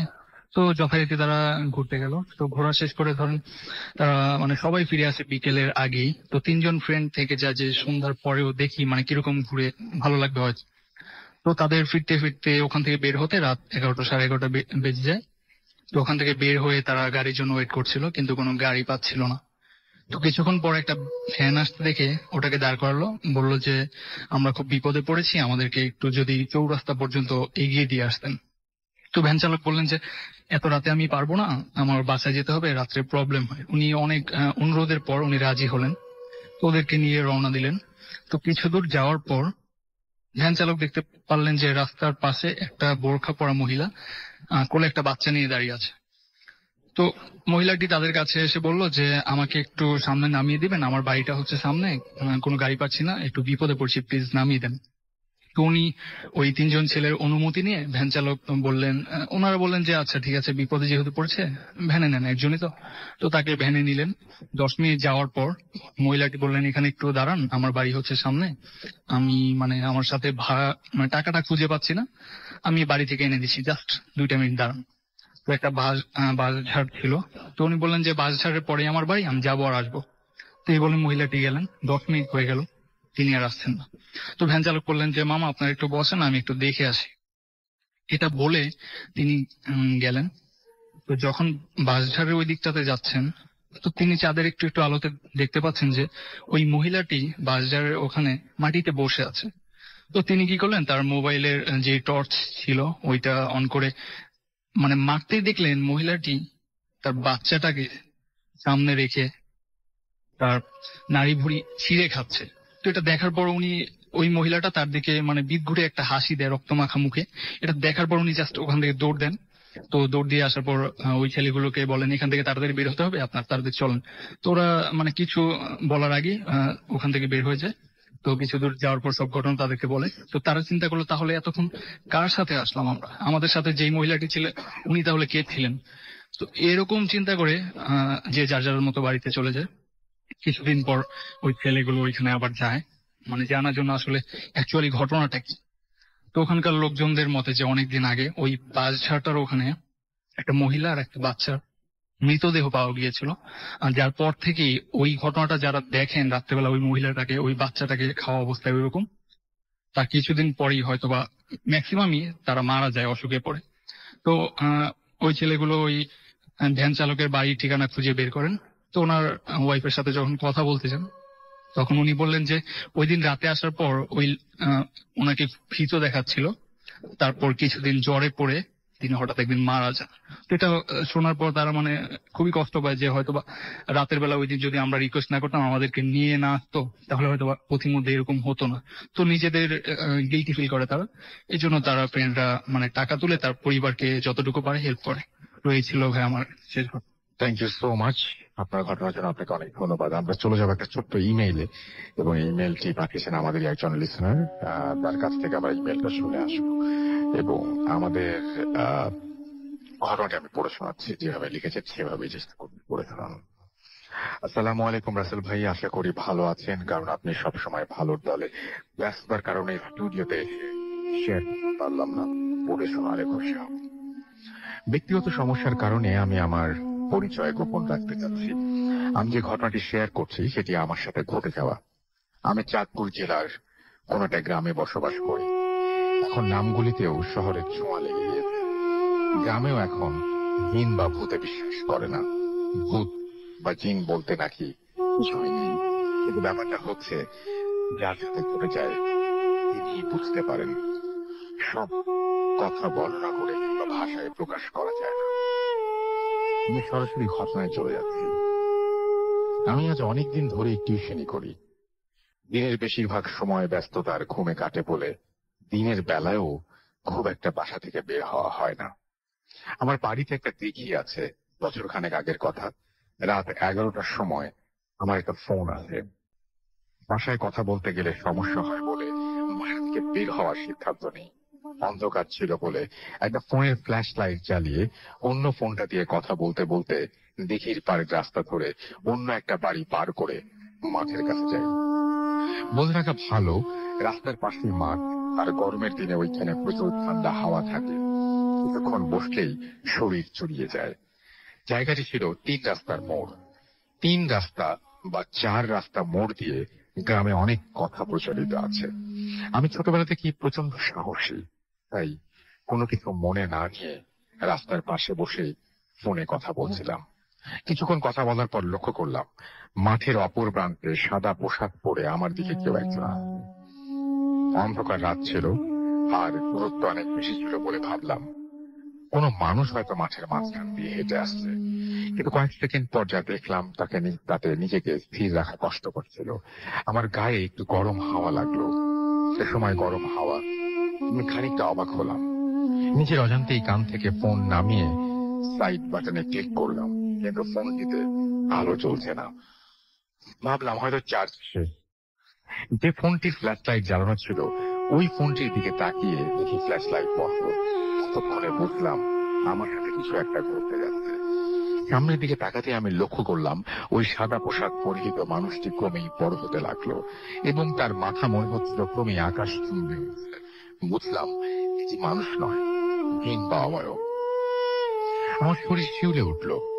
মনে হচ্ছিল কিছু সময়ের জন্য আমি কথা বলার সমস্ত শক্তি হারিয়ে ফেলেছি। আমি হতভম্ব হয়ে কিছুক্ষণ দাঁড়িয়ে রইলাম। কি করব নিজেও ভেবে পাচ্ছিলাম না। জীবনে প্রথম প্রচন্ড ভয় পেলাম। আমি শরীরের সমস্ত শক্তি দিয়ে দৌড় দিলাম। কেন জানি মনে হচ্ছিল আমি 5 মিনিটের পথ 30 সেকেন্ডে পার করলাম। যখন দৌড় থামালাম নিজেকে দিঘির কাছে পেলাম। আমি কি দৌড়ে আসলাম নাকি উড়ে আসলাম সেটা নিয়ে আজও আমি সন্দিহান। যদি দৌড়ে আসি তাহলে এত কম সময়ে কিভাবে সম্ভব? দিঘির কাছে আসার পর দেখলাম আমার ফোনের অটোমেটিক আলো জ্বলে উঠেছে। আমি অনেক অবাক হই। এর আগে দাদুর কাছে অনেক ঘটনা শুনেছি, কিন্তু ওই দিন প্রথম বাস্তবতার মুখোমুখি হলাম। ঘটনাটি এখানে শেষ হলে পারত, কে জানতো আমার জন্য এর চেয়ে বড় ট্র্যাজেডি অপেক্ষা করছে। আমি প্রায় 20 মিনিট দিঘির ঘাটলায় বসে ভাবতে লাগলাম কি ঘটে গেল আমার সাথে। ভাবতেই আমার ফোনটা বেজে ওঠে। অপর প্রান্তে যিনি ছিলেন তিনি হঠাৎ করে ফোন কাটার কারণ জিজ্ঞাসা করলেন। আমি জবাবে একটু সমস্যা ছিল বলে তাকে বিদায় জানিয়ে বাসায় চলে আসি এবং ঘুমানোর প্রস্তুতি নেই। শোয়ার কিছুক্ষণ পর আমার চোখে তন্দ্রা লেগে আসে, কিন্তু আশেপাশে অন্য বাসার কাকার কথা আমার কানে বাজছিল। আমি অনুভব করলাম আমার জানলার বাইরে ওই সাদা জামা পরিহিত অবয়বটি দাঁড়িয়ে আছে। আমি তার অবস্থান বুঝতে পারছি, কিন্তু ওর মুখের অংশ কোনো ওপরে থাকার কারণে দেখতে পাচ্ছিলাম না। কয়েক সেকেন্ড পর আমি অনুভব করলাম আমার পা শিউরে উঠছে। আস্তে আস্তে পুরো শরীর, মনে হচ্ছে কেউ আমার পা থেকে আস্তে আস্তে হাত উপরের দিকে তুলছে। যত উপরের দিকে তুলছে ততই আমার শরীর জমে যেতে লাগলো। আমি পুরোটা শরীর অবশ হয়ে গেল। পা আস্তে আস্তে বুক পর্যন্ত অবশ হয়ে আছে। আমার শরীরের সবগুলি লোম দাঁড়িয়ে যায়। আমি চিৎকার করার অনেক চেষ্টা করি, কিন্তু কিছুতেই মুখ দিয়ে শব্দ বের হচ্ছিল না। আমি ভয়ে আমি হাত পা ছড়াছড়ি করি, চেষ্টা করছিলাম কিন্তু পারছিলাম না। কিছুক্ষণ সাময়িক সময়ের জন্য মনে হচ্ছিল আমার শরীরের উপরে কেউ যেন পাথর বসিয়ে রেখেছে। আমি চাইলেও সরাতে পারছি না। ঠিক প্যারালাইজড হলে যেমন কিছুই নাড়াতে পারে না, এমনকি জিউ ভাও না, ঠিক তেমনই অনুভব করছিলাম। আমি স্পষ্টভাবে বলতে পারবো না আমার জ্ঞান ছিল, আমার স্মৃতি ছিল, আমার মনে ছিল। এই সময় আয়াতুল কুরসি পড়া শুরু করলাম। হাত পা অনেকটা চলাচলি করার অনেক চেষ্টা করছিলাম আর মনে মনে আয়াতুল কুরসি পড়ছিলাম। যখন আয়াতুল কুরসির শেষ আয়াতে আসলাম তখন শরীরের প্রচন্ড শক্তি দিয়ে আমি লাথি মারলাম। এতক্ষণে আমার বুকের বোঝা সরে গেছে। আমি ঘেমে একাকার হয়ে যাই, ঠিক গোসল করে আসলে যেমন হয়। আমি একটা শব্দ শুনলাম, ঠিক বিড়াল দেয়ালে বাড়ি খেলে যেমন শব্দ হয় তেমন শব্দ পেলাম। আমি আম্মুকে ডেকে তুললাম, তারপর সব ঘটনা খুলে বললাম। আমি আর আম্মু মিলে রুমের লাইট জ্বালিয়ে বিড়াল খোঁজার চেষ্টা করি। উল্লেখ্য, বিড়াল খুঁজতে গিয়ে হঠাৎ জানালার দিকে চোখ পড়ে। কিন্তু দেখলাম জানালা বন্ধ, দরজা বন্ধ। তাহলে এই বিড়াল কোথায় গেল? বিড়ালের শব্দ আম্মু শুনেছিল। যখন খোঁজার পর না পেয়ে আবার রুমে চলে আসি। আম্মু আমাকে দোয়া পড়ে শরীরে ফু দিয়ে দিলেন। আমি খুব বেশি অবাক হই, কারণ আমি তুলা রাশির জাতক। এমন অনেক ঘটনা আমার সাথে প্রতিনিয়ত ঘটে। ভুল হলে ক্ষমার দৃষ্টিতে দেখবেন। গুছিয়ে লিখতে না পারার জন্য আন্তরিকভাবে দুঃখিত। আমি 417টি এপিসোডের সবগুলি শুনেছি। কোন কোন এপিসোড একাধিকবার শুনেছি। অথচ না শুনলে রাত্রে ঘুমই হতো না, তাই ডাউনলোড করে রাখি। ভালো লাগলে পড়ে শোনাবেন। আমার কাছে এমন আরো অনেক ঘটনা আছে, সুযোগ পেলে পরে লিখে পাঠাবো। ধন্যবাদ সবাইকে। হতে ফেম চিরঞ্জীবী হোক। রিয়াজ রোডল, এটা শামসুর রহমান, গ্রাম পোস্ট ওয়ারুক, থানা শাহরাস্তি, জেলা চাঁদপুর। এই ছিল ঘটনা। আমরা চলে যাচ্ছি আমাদের দ্বিতীয় অতিথির শেষ ঘটনা শুনতে, এবং ঘটনাটি বেশি বড় নয়, ছোট করে উনি বলবেন। তো আমরা ঘটনাটি শুনে ফেলি। আপনার নামটা একটু বলবেন, কোত্থেকে এসেছেন, তারপর আপনার ঘটনায় যাবো। I am Zubair from Dhanmondi. আমি আমার সেকেন্ড স্টোরিটা শেয়ার করছি। এটা আমার ফ্রেন্ড কাদের থেকে শোনা। ঘটনাটা ঘটে 2014-এ। ঘটনাটা ওটা চাঁপাইনবাবগঞ্জের বালিয়াডাঙ্গা এলাকায়। তো আমার ফ্রেন্ড কাদের থেকে শোনা ওর দাদুর সাথে ঘটে যাওয়া একটা ঘটনা। তো আমি জানি যে চাঁপাইনবাবগঞ্জ মহানদা নদী তীরে অবস্থিত। তো ওই নদীর পানি যখন বন্যা হয়, তখন বন্যার পানি যখন নিচে চলে যায়, তখন ওই যে জমিগুলো থাকে সেখানে কিন্তু জমি চাষ করা হয়। তো জমিতে অনেক কচুরিপানা জমি ছিল বলে ওই আমার ফ্রেন্ডের দাদু ওই কচুরিপানাগুলো সাফ করছিল জমি চাষ করার জন্য। তো জমি চাষ করতে করতে হঠাৎ করে সন্ধ্যার আজান, মাগরিবের আজান দিয়ে দেয়। তো উনি ভাবছেন যে কাজ তো আরেকটু আছে, শেষ করে তারপরে চলে যাবে একদম। তো উনি যথারীতি কাজে মনোযোগ দেন। তো উনি হঠাৎ লক্ষ্য করেন যে নদী থেকে একটা মেয়ে উঠে আসছে। উনি একটু অবাক হয় যে এখন মাগরিবের আজান দিয়ে দিয়েছে, প্রায় সন্ধ্যা হয়ে গেছে, অন্ধকারও হয়ে এসেছে, এখন কে গোসল করতে আসবে? তো উনি নর্মালি নিলেন বিষয়টাকে যে হয়তো আমি যখন কাজ করছিলাম, কাজে মনোযোগ ছিল আমার, তখন হয়তো কেউ নামতেই পারে। উনি এটাকে সেভাবে মাথায় নেননি। তো মেয়েটি আহ দেখা যায় যে তার মুখটা বোঝা যায় না, বাট প্রচুর লম্বা। এমনি মেয়ে চাইতেও প্রায় 6 ফিট মতো লম্বা। তো দাদু এটা দেখেও একটু অবাক হয়। তো দেখে যে মেয়েটা তার দিকে এগিয়ে আসছে। তো আস্তে আস্তে কিন্তু একটা বাঁশের বেড়া পড়বে, বাঁশের বেড়া। তো দাদু দেখে যে মেয়েটা কোনো বাধা ছাড়াই বাঁশের বেড়াটা টপকে দাদুর কাছে চলে আসে। এটা দেখে দাদু প্রচন্ড ভয় পেয়ে যায়, যদিও দাদু অনেক সাহসী ছিল। তারপরে দাদুর সামনে দিয়ে মেয়েটা গিয়ে একটা নিম গাছ ছিল, নিমের গাছে ওঠে এবং একটা দড়ি বের করে, এবং দড়ি বের করে সে ফাঁসি দিয়ে দেয় দড়ির সাথে, এবং সে জিহ্বা বের করে আর দাদুর দিকে তাকিয়ে প্রচন্ড জোরে হাঁটতে থাকে। এটা দেখে দাদু প্রচন্ড ভয় পেয়ে যায়। ভয় পেয়ে দাদু বাসায় আসে এবং আহ দাদিকে সব ঘটনাগুলো খুলে বলে, এবং দাদু প্রচন্ড অসুস্থ হয়ে যায়। পরে দাদুকে একটা কবিরাজ দেখানোর পর বলেছে যে আসলে এটা কোনো মেয়ে ছিল না, ওটা একটা জিন ছিল। তা আপনি প্রচন্ড সাহসী থাকে, আপনার কোনো ক্ষতি করতে পারে না। তো তারপরে দাদুকে ঝাড়ফুঁক করানোর পর দাদু সুস্থ হয়। তো এই ছিল আমার second story.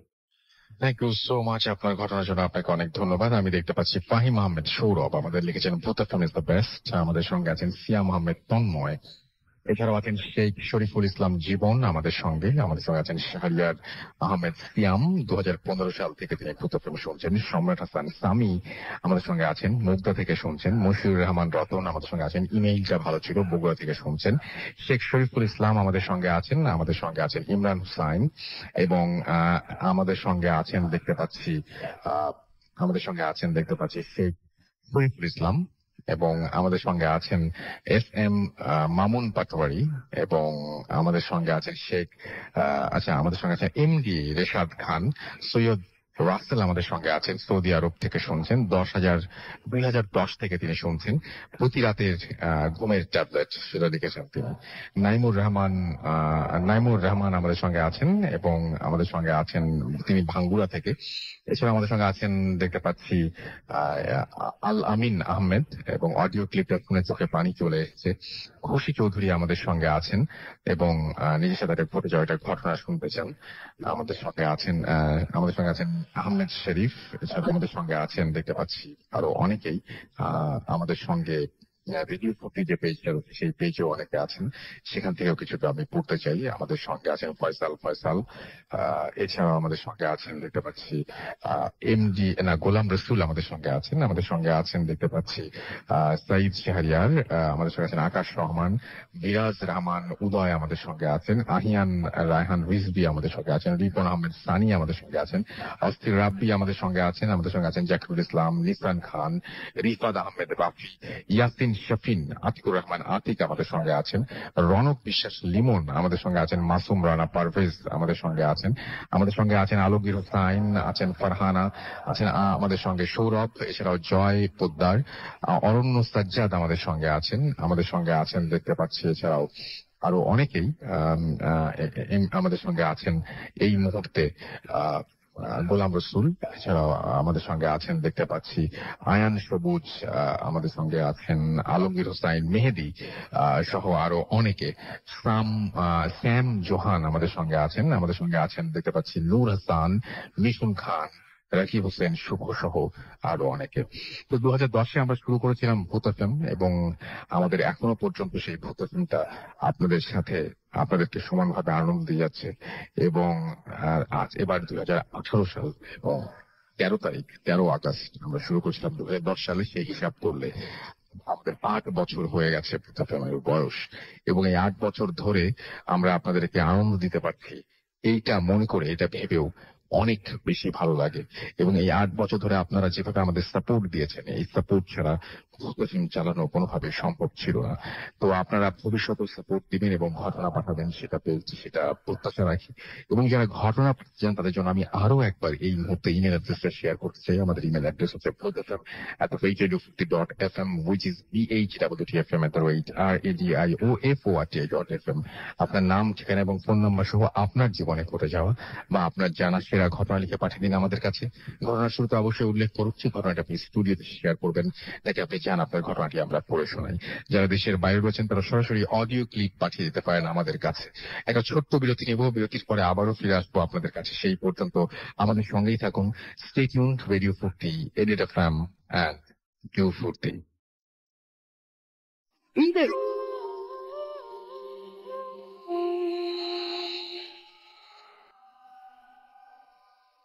Yes, the night comes alive with Grameen phone. শুনছেন সবসময় রেডিও 40 এফএম।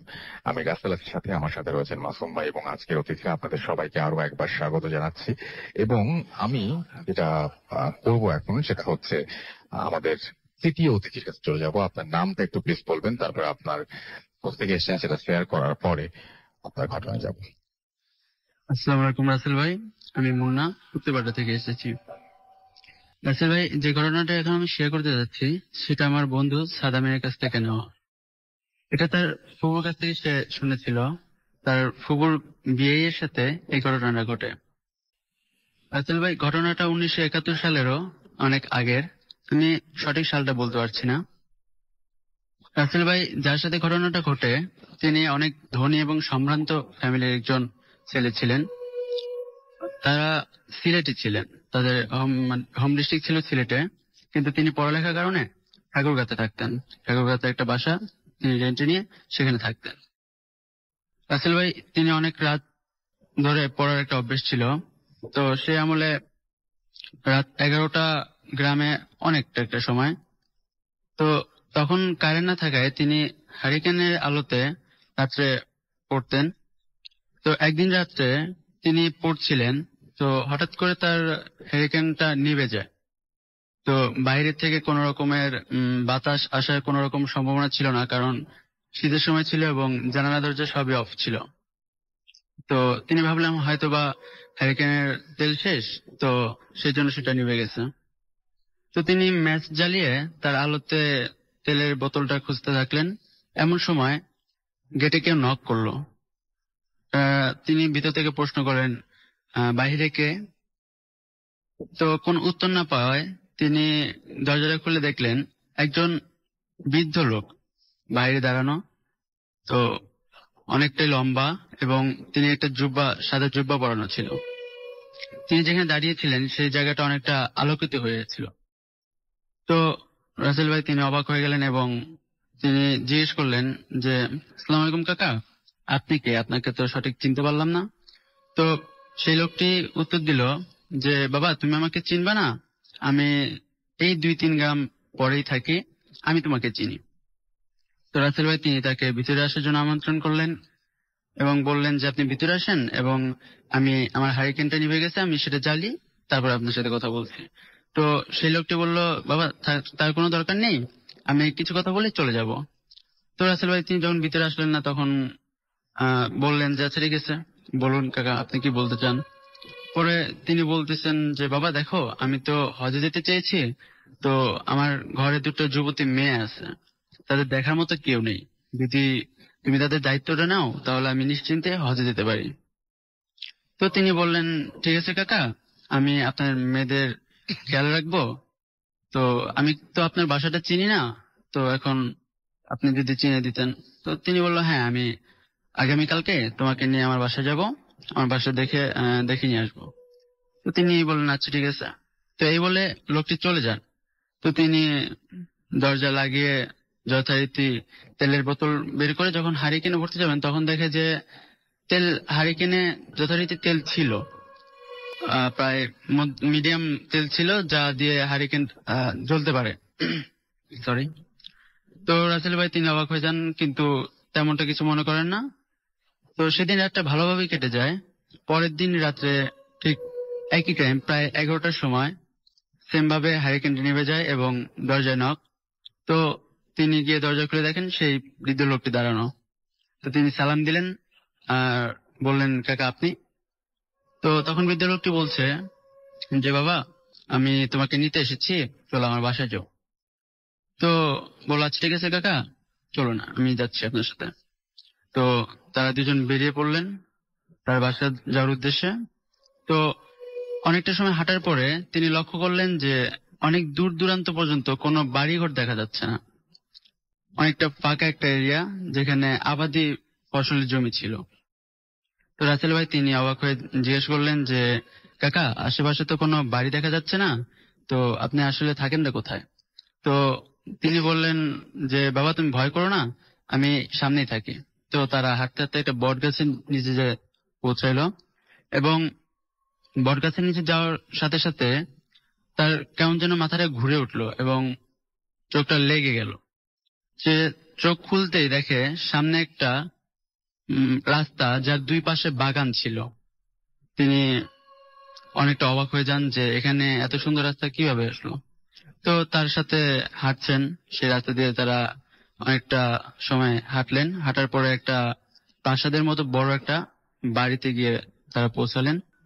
তো তাকে সেখানে আমন্ত্রণ জানানো হয় এবং তাকে অনেক মিষ্টি এবং ফলাদি খেতে দেওয়া হয়। তো তার ভাষ্য অনুসারে সে এরকম মিষ্টি আগে কখনো খায়নি। তিনি যেহেতু ধনী পরিবারের একটা ছেলে ছিলেন, তো মানে তার কাছে আসলে অবাক করার বিষয় যে এত ভালো, এত খেতে সুস্বাদু একটা মিষ্টি সে আগে কখনো খায়নি। যাই হোক, রাসেল ভাই একটু পরে সেই বৃদ্ধ লোকটি তার দুই কন্যাকে ডেকে নিয়ে আসলেন এবং তার সাথে তার পরিচয় করে দিলেন। রাসেল ভাই তিনি বলেন যে এত সুন্দর মেয়ে, এত সুন্দর নারী সে আগে কখনো দেখেনি। কোনো মানে কোথাও সে এত সুন্দর নারী দেখেনি। অনেক গায়ের রং অনেক ফর্সা ছিল, অনেক সুন্দর দুজন মেয়ে ছিল। তো রাসেল ভাই তিনি অনেক হতভম্ব হয়ে যান যে তার সাথে এগুলো কি ঘটছে। রাসেল ভাই এক পর্যায়ে তার বিদায় নেওয়ার পালা আসে এবং সেই বৃদ্ধ লোকটি বলে, চলো বাবা তোমাকে আমি এগিয়ে দিয়ে আসি, তুমি তো চিনবা না। তো রাসেল ভাই তিনি বিদায় নিলেন এবং সেই বাগানের রাস্তাটা ধরে তারা হাঁটছেন। একটা পর্যায়ে যায় তার মাথাটা আবার ঘুরে যায় এবং চোখটা বন্ধ হয়ে আসে। যখন তিনি চোখ খুললেন তখন তিনি দেখলেন যে আমরা সেই বট গাছের নিচে দাঁড়ানো। তো তখন তিনি সেই বৃদ্ধ লোকটিকে বললেন যে, কাকা আপনি এখন চলে যান, আমি একাই যেতে পারবো বাকিটা। তো তিনি বাসার উদ্দেশ্যে রওনা হলেন এবং ভাবছেন যে এত সুন্দর মেয়ে, এত সুস্বাদু মিষ্টি, এগুলো নিয়ে সে ভাবছেন, কিন্তু তার কল্পনাতে আসেনি যে এগুলা হলোটা কি। তো রাসেল ভাই সে বাসে চলে গেলেন। সেই রাতে তার সাথে আর কিছু হয়নি। পরের দিন রাসেল ভাই ভার্সিটি থেকে তিনি যখন বাসায় ফিরেন তখন তার বালিশের নিচে সে 1500 টাকা দেখতে পান। তো সেই আমলে 1500 টাকা অনেকটাই অ্যামাউন্ট ছিল। তো তিনি অবাক হয়ে যান এবং বাড়িওয়ালাকে ডেকে প্রশ্ন করেন যে, আপনি কি আমার ঘরে এসেছিলেন, বা এই 1500 টাকা কি আপনার নাকি? তো তিনি উত্তর দিলেন, না বাবা আমি তো তোমার ঘরে আসিনি, আর তোমার ঘর তো তালা দেওয়া ছিল, এ টাকাও আমার না। তো তিনি ভাবলেন হয়তো আমি রেখেছি, ভুলে গেছি। তো তিনি সেই টাকা নিয়ে শপিং করলেন এবং সেই টাকাটা অনেকটাই খরচ করে ফেললেন। তো সেই দিন রাত্রে একই সেম টাইমেই সেই বৃদ্ধটি আসে। দরজা খোলার পরেই সেই বৃদ্ধটি তাকে অনেক জোরে একটা থাপ্পড় দেয়। তো থাপ্পড়টা দেওয়ার পরেই সেই বৃদ্ধটি বলে যে, তোকে কে বলেছিল বাড়িওয়ালাকে কথা জিজ্ঞেস করতে? তো তারপরেই সেই বৃদ্ধ লোকটি ভ্যানিশ হয়ে যায়। তখন সে বুঝতে পারে যে আসলে এই কোনো মানুষ ছিল না, এ জিন ছিল। And তার সাথে কি কি হয়েছে সে তখন রিয়েলাইজ করতে পারে। তো বেশ কয়েকদিন সে জ্বরে আক্রান্ত ছিল, জ্বরের কারণে সে বিছানা থেকে উঠতে পারছিল না। তো সুস্থ হওয়ার পরে তিনি আবার সেই বটগাছের নিচে যান এবং খোঁজার চেষ্টা করেন যে কোথায় সেদিন রাতে তারা কোথায় গিয়েছিলেন বা কোন রাস্তা দিয়ে গিয়েছিলেন, কিন্তু সে কোনো কিছুই খুঁজে পায় না। এরকম বেশ কয়েকটা দিন যাওয়ার পরে একটা দিন তিনি শুনতে পান যে বটগাছের উপর থেকে কেউ একজন বলছে বা বটগাছই কথা বলছে এরকম টাইপসের, যে তুই আমাকে আর খুঁজে পাবি না, তুই আমাকে খুঁজিস না, লাভ নেই, আমি তোকে বিশ্বাস করেছিলাম কিন্তু তুই সেই বিশ্বাসের মর্যাদা রাখতে পারিসনি। এটা শোনার পরে সে অনেকটা ভয় পেয়ে যায় এবং ওখান থেকে চলে আসে। আর উনি তখন ঠাকুরগাঁতে ইউনিভার্সিটি আর লেখাপড়া করেননি, উনি সিলেটে চলে আসেন আর কখনো ঠাকুরগাঁতে যায়নি। এটা ছিল আমার প্রথম স্টোরি। ধন্যবাদ। Thank you so much. আপনার ঘটনার জন্য আপনাকে অনেক ধন্যবাদ এবং আশা করছি ঘটনাটি আপনাদেরও ভালো লেগেছে। আমরা যেটা করবো, আমাদের যে চতুর্থ অতিথি, লাস্ট অতিথি, তার কাছে আমরা যাবো এবং তার ঘটনাটি আমরা একটু শুনে আসবো। আপনার নামটা প্লিজ একটু বলবেন, তারপর আপনার কোথা থেকে এসেছেন, তারপর আপনার ঘটনায় আমরা যাবো। ধন্যবাদ রাসেল ভাই। আমি রমজান, আমি এসেছি খিলক্ষেত থেকে। আসসালামু আলাইকুম প্রিয় লিসেনার। রাসেল ভাই, আমি যে ঘটনাটি আপনার এখন শেয়ার করব, ঘটনাটি ঘটেছিল 2013 সালের দিকে আমার গ্রামের বাড়ি কুমিল্লাতে।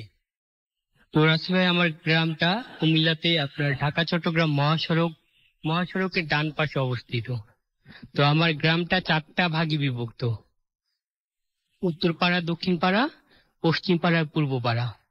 তো রাসেল ভাই, এই 4টা পাড়ার মাঝখানে একটা জলা ছিল। ওই জলার মাঝখানে প্রায় 30-40 মিটারের মতো উঁচু জায়গা জুড়ে একটা গাছ ছিল।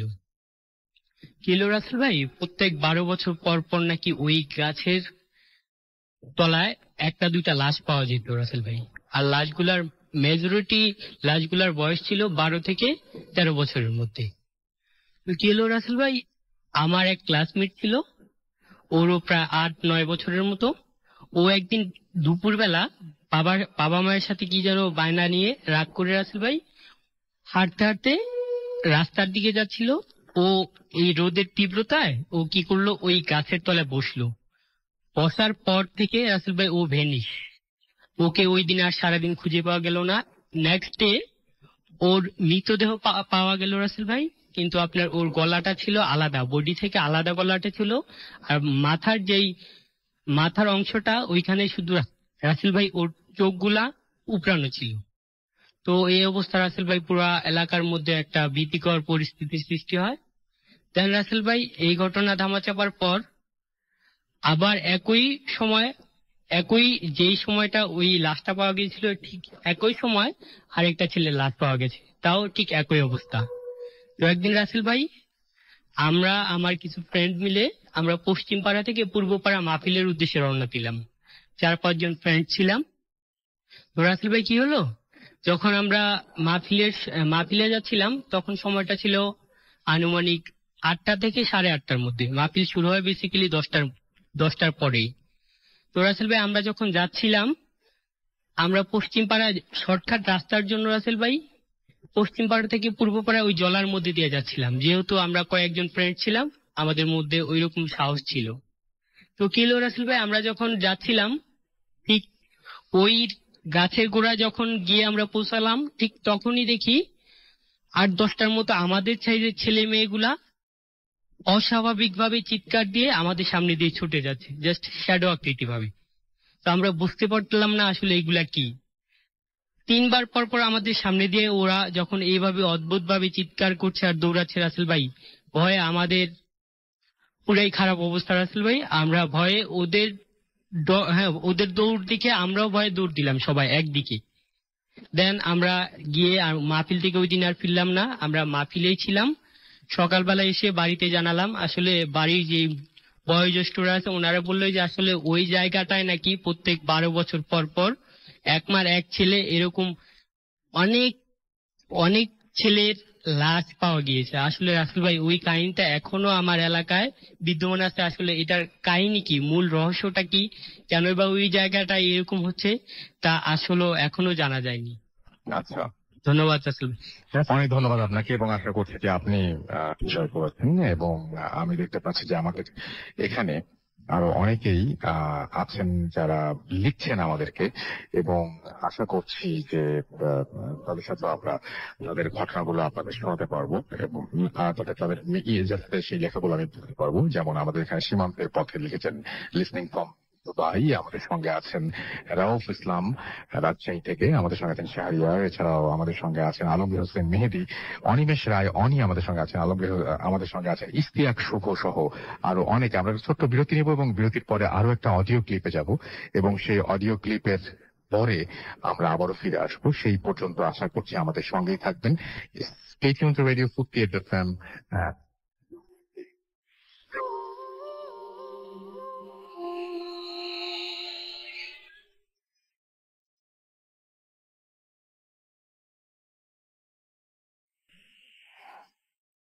Hello listeners, আমি তানজিম লিমন এগেইন। কিছুদিন আগে আমি আমার নানা ভাইয়ের ঘটনাটা আপনাদের সঙ্গে শেয়ার করেছিলাম, আপনারা হয়তো মনে করতে পারবেন, যার 35 বছর পর ফিরে আসার কথা ছিল। তো এনিওয়ে, এখনো নানা ভাই ফিরে আসেনি। তো আমি আজকে আপনাদের সঙ্গে যে ঘটনাটা শেয়ার করব, এটা হচ্ছে এরকম রিলেটেড একটা ঘটনা যেটা আপনাদের খুব অবাক করবে, আমি ড্যাম শিওর। চলো, জাস্ট 2 মাস আগের ঘটনা। আমি আমার ফ্রেন্ড আমরা ডিসাইড করলাম যে দুজনে একসঙ্গে আইএলটিএস এক্সামে পার্টিসিপেট করব। তো সিলেট আমাদের কখনো যাওয়া হয়নি, আমি আরো ডিসিশন নিলাম যে আমি আর রানা যে আমরা সিলেট যাব, এবং সিলেটে হচ্ছে যে আইএলটিএস পার্টিসিপেট করব। তো যথারীতি আমরা ঢাকা এয়ারপোর্ট যে রেলওয়ে স্টেশন, ওইখান থেকে রাত 10টার ট্রেনে রওনা করলাম সিলেটের উদ্দেশ্যে। এই রওনা করার আগের যে ঘটনাটা, আমরা হচ্ছে 9:30টারও আগে পৌঁছাইছিলাম, 9টার দিকে পৌঁছাইছি, এবং ওইখানে আমরা ডিনারটা কমপ্লিট করছি একটা হোটেলে। তো ওইখানে যখন আমরা প্ল্যাটফর্মে, তখন দেখি যে একজন ভিক্ষুক লোক, যার গায়ে ছেঁড়া পোশাক, ঘাড়ে একটা ঝোলানো ব্যাগ এবং হাতে একটা লাঠি, সে প্ল্যাটফর্মে বসে আছে। তো আমি যখন ওনার পাশ দিয়ে যাচ্ছি, আমি এবং রানা, তো আমি খেয়াল করলাম যে উনি ইশারায় দেখালো তার মুখে আর কি, যে সে ক্ষুধার্ত, এটা বোঝালো আর কি। তাই আমি বললাম ইশারা দিয়ে, আচ্ছা ঠিক আছে আপনি বসেন। এবং আমার আম্মুর ছোটবেলা থেকেই আমার প্রতি এই নির্দেশ যে কেউ যদি কখনো খেতে চায়, তুমি নিজে না খেয়ে হলো তাকে খাওয়াবা। সেটাই করে আসি বরাবরই। তো আমি যথারীতি রেস্টুরেন্টে আবার গেলাম, যে যেখান থেকে আমরা খিচুড়ি খাইছি ওইখান থেকে 1 প্যাকেট খিচুড়ি নিলাম, তার জন্য একটা খাওয়ার পানি নিলাম। প্ল্যাটফর্মে এসে দেখি যে সে যথারীতি ওই জায়গাটাতেই বসে আছে, আমি তার হাতে ওটা তুলে দিলাম। বসে আমার দিকে তাকে মিষ্টি করে একটু হেসে দিল। আমরা চলে আসলাম, ট্রেনও চলে আসছে আমাদের, আমরা ট্রেনে উঠলাম। তো যখন আমরা ট্রেনটা ছেড়ে যাই, তখন খেয়াল করলাম যে আমার যেহেতু জানালার পাশেই ছিল সিটটা, আমি খেয়াল করলাম যে ওই লোকটা প্ল্যাটফর্মে দাঁড়ায় আছে, নাকি দেখে ট্রেনটা ছেড়ে চলে আসতেছে। রাত তখন প্রায় 2:30 কি 2টো হবে। একটা স্টেশনে একটা স্টেশন থেকে ট্রেনটা কেবল ছেড়ে যাচ্ছে তখন আর কি। তো ওই সময়টাতে যেটা হলো যে আমার মনে হলো যে আমার একটু ওয়াশরুমে যাওয়া উচিত ফ্রেশ হওয়ার জন্য। আমি রানাকে বললাম যে না, তুমি তাহলে বসো, আমি একটু ফ্রেশ হয়ে আসি। আমি যখন ওয়াশরুমের গেটের দিকে তাকাইছি, দেখি যে ওই লোকটা যাকে আমি ডিনার করাইছি এবং ট্রেনটা ছেড়ে আসার সময় যাকে আমি প্ল্যাটফর্মে স্টিল দাঁড়ানো দেখছি, তা আমার ট্রেনে ওঠে নাই, সে বসে আছে ঠিক ওয়াশরুমে গেটের সামনে, পা ঝোলায় সোজা তাকায় আছে অন্ধকারের দিকে। ওটা দেখে আমি তো ভয় পেয়ে গেছি যে এটা কি হলো। আমি ওনাকে দেখছি, স্পষ্ট ভাবে দেখছি যে লোকটা প্ল্যাটফর্মে দাঁড়ায় আছে, ট্রেনটা ছেড়ে আসছে, তার মানে উনি ট্রেনে ওঠে নাই। উনি এখানে কিভাবে আসলো? আমি ওটা দেখে দ্রুত ওইখান থেকে চলে আসছি, এসে রানাকে বলছি যে না, আমি তো ওয়াশরুমে যেতে চাইছিলাম, তো এই ব্যাপার। আমি তো ওনাকে ওইখানে দেখলাম। রানা বলছে কি বলো, আমি তো খেয়াল করছি যে উনি প্ল্যাটফর্মে দাঁড়ায় ছিল, ট্রেন যখন ছেড়ে যায়, উনি এখানে কিভাবে আসবে? তো আমি বললাম তুমি চলো, উনি বসে আসতো ওইখানে, তোমার বিশ্বাস নাই, তুমি চলো। রানা বলছে আচ্ছা ঠিক আছে চলো, যে দেখে আসি। গেলাম, তো যাওয়ার পর দেখি যে ওইখানে আসলে কেউ নাই। রানা খুব হাসতে শুরু করলো এবং বলছে যে এটা হয়তো তোমার হ্যালুসিনেশন হতে পারে, কারণ এইটুকু সময়ের মধ্যে তো উনি অন্য কোথাও যাওয়ারও কোনো সুযোগ নেই, যে চলন্ত ট্রেন, তো আমি ভাবলাম তাহলে এটা হয়তো বা ভুল হতেও পারে আমার, যেহেতু মানে আধো ঘুম আধো জাগরণ এরকম একটা ভাব থেকে উঠে এসে ওয়াশরুমে যাচ্ছিলাম, তো হয়তো বা এটা হ্যালোসিনেশন হতেই পারে। এরপর যেটা হলো যে আমি বললাম তুমি তাহলে একটু ওয়েট করো, আমি ওয়াশরুম থেকে না বেরোনো পর্যন্ত তুমি এখান থেকে যাবা না। আমার ভয় লাগতেছিল, আমি নিজেকে বোঝানোর চেষ্টা করতেছিলাম এটা হ্যালোসিনেশন, আমার ভয় লাগতেছিল। তো ওইখান থেকে আসলাম, এসে সিটে বসলাম। বসার পর হচ্ছে রানাকে বললাম, রানা আমার কেমন জানি অস্বস্তি লাগতেছে, আমার বসে থাকতে ইচ্ছে হতেছে না এক জায়গায়, আমি তাহলে একটু বগির মধ্যে হাঁটাহাঁটি করি। তো এক বগি থেকে আমি আরেক বগিতে যাচ্ছি চলন্ত ট্রেনে। যখন যাচ্ছি তখন একটা 10-15 বছর বা তার একটু বেশি হতে পারে, 17 বা 18 বছর হতে পারে ছেলেটার বয়স। পাতলা পোতলা চিকন, মুখে কোচা কোচা দাড়ি, মানে নতুন দাড়ি হচ্ছে এরকম একটা ব্যাপার। আর চুলগুলো হচ্ছে গিয়ে মানে অনেক লম্বা লম্বা চুল। স্পষ্ট মনে আছে ছেলেটা ধূসর কালার একটা শার্ট পরেছিল। কারণ হচ্ছে আমি যখন ওই বগিটা এক বগি থেকে আরেক বগিতে যাচ্ছি, আমি তখন ওই বগির শুরুতে ওই ছেলেটাকে দাঁড়ানো দেখ। ওই ছেলেটা করছে কি যে আমার মানি ব্যাগটা বের করে নিয়ে দৌড় দিয়ে পিছনের বগিতে চলে আসছে। তো আমি দ্রুত আর কি ওই চলন্ত ট্রেনে তো জানেনি যে হাঁটতে গেলে এই সমস্যা, মনে হয় জানি পড়ে যাবো, ব্যালেন্স রেখে রেখে হাঁটতে হয়। তো সেখানে আমি দৌড় কিভাবে দিব, আমি তো দৌড় দিতে পারছিলাম না, বাট ওরা তো অভ্যস্ত। ও দৌড়ায় চলে গেল, আমি ওকে আর ধরতে পারলাম না। আমি চিৎকার করলাম যে চিন্তাই পকেট মার, বাট কয়েকজন আমার দিকে তাকালে আবার যার যার মতো স্বাভাবিক হয়ে গেল। দুজন খুব আগ্রহ নিয়ে ওই লোকটার পিছে ছুটলো, মানে ওই ছেলেটার পিছে। দুটো ইয়াং ছেলে, তাদের ঘাড়ে ব্যাগ ছিল, তারা নিয়মিতই যাতায়াত করে, পরে জানতে পারলাম তারা শ্রীমঙ্গল নামবে। দুজন মেডিকেল স্টুডেন্ট ছিল।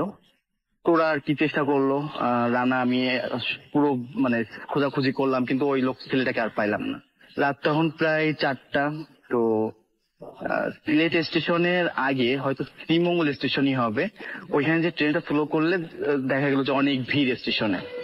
অত রাতে এত ভিড়, সবাই খুব কৌতূহল দৃষ্টিতে দেখতেছে যে কি ব্যাপারটা।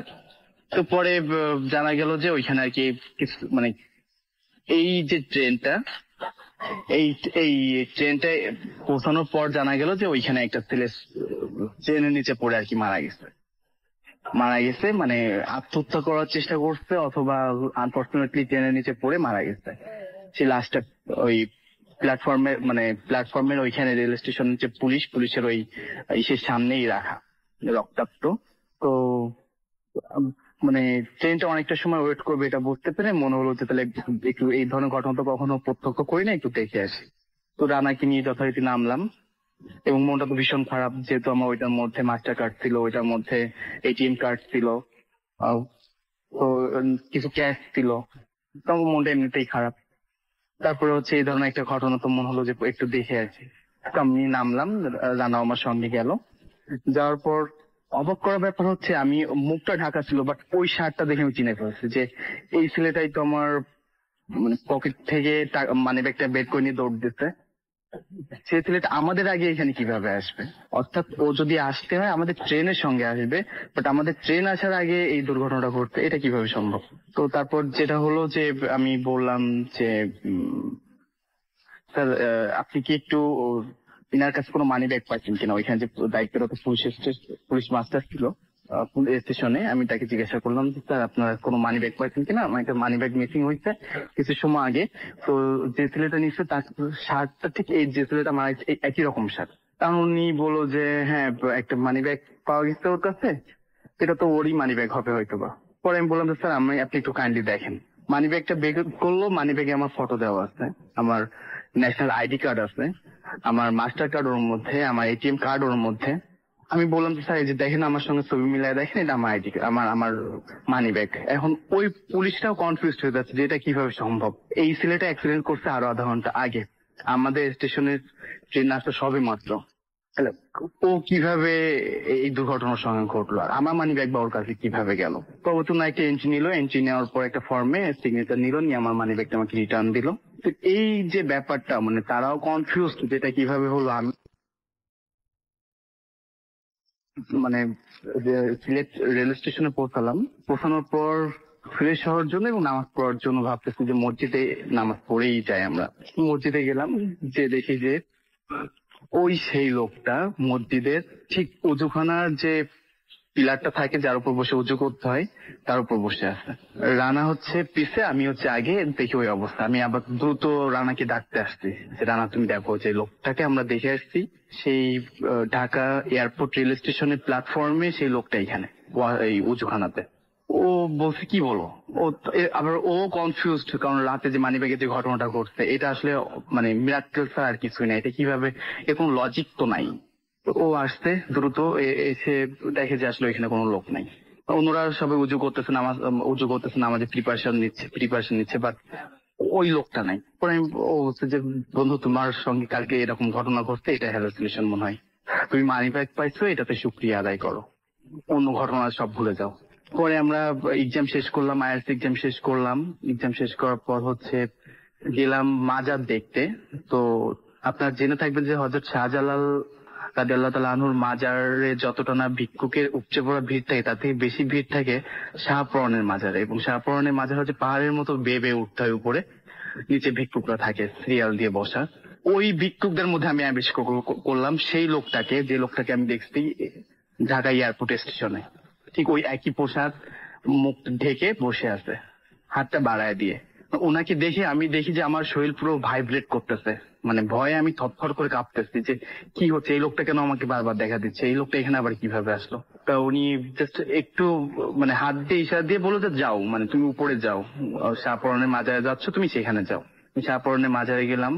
ওইখানে যাওয়ার পর আমি রানাকে বলছিলাম আমি নিচে আবার এটা দেখছি, কিন্তু আমি তোমাকে দেখানোর মতো সেই সৎ সাহসটা আমার ছিল না, আমি ভয় পাচ্ছিলাম খুব। ও আমাকে বললো যে আচ্ছা এখানে তাহলে যে হুজুর আছে মসজিদে, তাহলে তার সঙ্গে আমরা ব্যাপারটা শেয়ার করি। মসজিদে ইমামের কাছে পুরো ঘটনাটা শেয়ার করলাম, সেই এয়ারপোর্ট থেকে শুরু করে মানিব্যাগটা ফেরত পাওয়া, ওই যে মানিব্যাগটা নিয়েছিল তার যে লাশ দেখে আসছি সেটা, এবং পরবর্তী মসজিদে দেখতো নাকি সেটা বললাম, নিচে বসা দেখছি সেটাও বললাম। তখন উনি বলছে যে এটা উনি হচ্ছে আপনার মানে আপনাকে সিকিউরিটি দিচ্ছে। কেন দিচ্ছে এটা আমি ঠিক বলতে পারবো না, তবে উনি আপনাকে সিকিউরিটি দিচ্ছে, আপনার নিরাপত্তাটা বিধান করতে, আপনার নিরাপত্তা দিচ্ছে উনি, আপনার যাতে কোনো ক্ষয়ক্ষতি না হয় এই কারণে হয়তো আপনার প্রতি সবসময়ের জন্য দৃষ্টি রাখতেছে। আপনি মাঝে মাঝে তাকে দেখতে পাচ্ছেন, মাঝে মাঝে দেখতে পাচ্ছেন না, কিন্তু উনি সবসময়ের জন্য আপনার উপরে দৃষ্টিটা রাখতেছে। এটা শুনে তো আমি আরো ভয় পেয়ে গেলাম। এখন উনি বলছে যে আপনার পুরো ঘটনাটা, আপনাদের পারিবারিক ইতিহাসটা আমার জানতে হবে, তাহলে আমি হয়তো আপনাকে বলতে পারবো যে আসলে কেন এমনটা হচ্ছে। উনি আপনার ক্ষতি করবে না, বরং আমার সবকিছু শুনে মনে হলো যে উনি আপনার ভালোর জন্য এটা করতেছে। আমাকে জিজ্ঞাসা করলো আপনার কয় ভাই বোন, তাই বললাম যে আমি বাবা মার একমাত্র সন্তান। বলছে যে এই জন্য হয়তো আপনার প্রতি তার নিরাপত্তার জোরদারটা বেশি, ইনি আপনার ক্ষতি করবে না। পরে বললো যে আপনি যথাসম্ভব দ্রুত বাড়িতে চলে যান, আমার মনে হয় সেটাই আপনার জন্য ভালো হবে, কারণ এই যাত্রা পথেই তো বারবার আপনি তাকে দেখতে পাচ্ছেন, আগে তো কখনো দেখতে পানি। যে না আমি আগে কখনো দেখি নাই, এই যে এই বাড়ি দেখতেছি এতবার। পরে আমরা সিলেট গেলাম, মানে পরের দিন আর কি, সিলেট চা বাগান দেখতে গেলাম। তো চা বাগানে ওইখানে আমি জাস্ট পাহাড় বেয়ে আমার ফ্রেন্ড আগে উঠতেছে, আমি পিছে, মানে ঝোপের মধ্য থেকে কেউ একজন বলছে যে তুমি ফেরত চলে যাও, তোমাকে না বলছি শনিবারের দিন তুমি বের হবা না, তো তুমি আসতো কেন শনিবারে? তোমার আমি তো তোমার আম্মুকে বারবার নিষেধ করছি যে শনিবার দিন তোমাকে কখনো বের হতে না দেওয়ার জন্য, তুমি কেন বের হইছো? তুমি ফেরত চলে যাও, তোমার সঙ্গে খারাপ কিছু হতে পারে, তুমি ফেরত চলে যাও। পরে আমরা এক সপ্তাহ ওইখানে থেকে জাপলং যাব, অনেক মজা করবো, অনেক প্রি প্ল্যান ছিল, বাট যেহেতু এই কথাগুলো আমার কানে আসার পর ওইখান থেকেই হচ্ছে আমি ব্যাক করি এবং তারপরে সরাসরি ঢাকাতে চলে আসি, এবং ঢাকা থেকে পরবর্তীতে খুলনাতে। তো আমি আসলে এই ঘটনাটার সঠিক ব্যাখ্যাটা আপনাদের দিতে পারবো না যে কি হলো আমার সঙ্গে, কেনই বা আমার এই শনিবারে বের হতে নিষেধ। ও পরবর্তীতে আমি আম্মুকে বললাম যে আম্মু আপনাকে কি কখনো কোনো ভিক্ষুক লোক কি এই ধরনের কোনো কথা বলছে আমাকে শনিবারে বের হতে না দেওয়ার জন্য? তখন আম্মু বললো, আমি তখন খুব ছোট 18 মাসের, তখন হচ্ছে আম্মু স্বপ্নযোগে একজন এসে বলছিল যে শনিবারের দিন আমাকে যাতে কখনো বের হতে না দেয় বাসা থেকে, এবং শনিবারের দিন বিশেষ কোনো কাজ বা মঙ্গলজনক কোনো কাজ, শুভ কোনো কাজ যেন আমি শুরু না করি, এবং আমাকে একটা তাবিজ দিয়ে গেছিল, এবং এটা নাকি স্বপ্নের মধ্যে। এবং আমার ঘুম ভাঙার পর দেখে যে হ্যাঁ সত্যি সত্যি একটা ছোট তাবিজ আমার হাতে মোটই, এবং ওইটা আমার হাতে বেঁধে দেওয়ার জন্য বলছিল, এবং ওটা হচ্ছে সম্ভবত 6 বছর পর্যন্ত রাখতে বলছিল, এবং 6 বছর পর্যন্তই আমার সঙ্গে ছিল। তো এই ছিল আমার ঘটনা। Thanks all of you, thanks to lot to listen my words actually. Good FM. The night comes alive. Grounding Bond.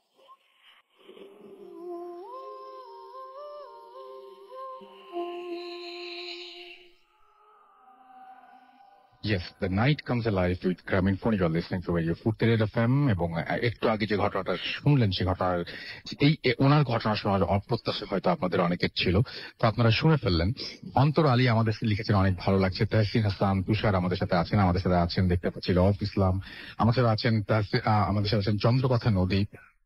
Istiaq শুভ আমাদের সঙ্গে আছেন। রাফসান আলম রিজন আমাদের সঙ্গে আছেন শেখ শরীফুল ইসলাম জীবন, এছাড়া রবিউল হাসান সহ আরো অনেকে। আমাদের যে রেডিও ফুর্তি পেজ সেখানে আছেন মামুনুর রশিদ আমাদের সঙ্গে আছেন দেখতে পাচ্ছি। রাজ সুদয় খান আমাদের সঙ্গে আছেন দেখতে পাচ্ছি। এছাড়াও আশরাফুল কবির, রাপ্পি আমাদের সঙ্গে আছেন। ফয়সাল আমাদের সঙ্গে আছেন। মুরসালিন মাহান আমাদের সঙ্গে আছেন। আব্দুল্লাহ তানভীর, RKS রাজু চৌধুরী, আলমগীর হোসাইন মেহেদি সহ আরো অনেকে।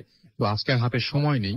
আমরা যারা এতক্ষণ পর্যন্ত আমাদের সঙ্গে ছিলেন তাদেরকে অনেক অনেক ধন্যবাদ, এবং যারা 8 বছর ধরে আমাদের সঙ্গে আছেন তাদেরকেও আরো অনেক বেশি ধন্যবাদ। এবং যাওয়ার আগে শুধুমাত্র আমাদের ইমেল অ্যাড্রেসটা শেয়ার করে যাই, কারণ আবার আগামী সপ্তাহে ঠিক ঈদের আগে যে এপিসোডটা, সেই এপিসোডে আপনাদের সবার সাথে দেখা হবে, মানে কথা হবে, এবং যারা আসবেন তাদের সাথে দেখা হয়ে যাবে।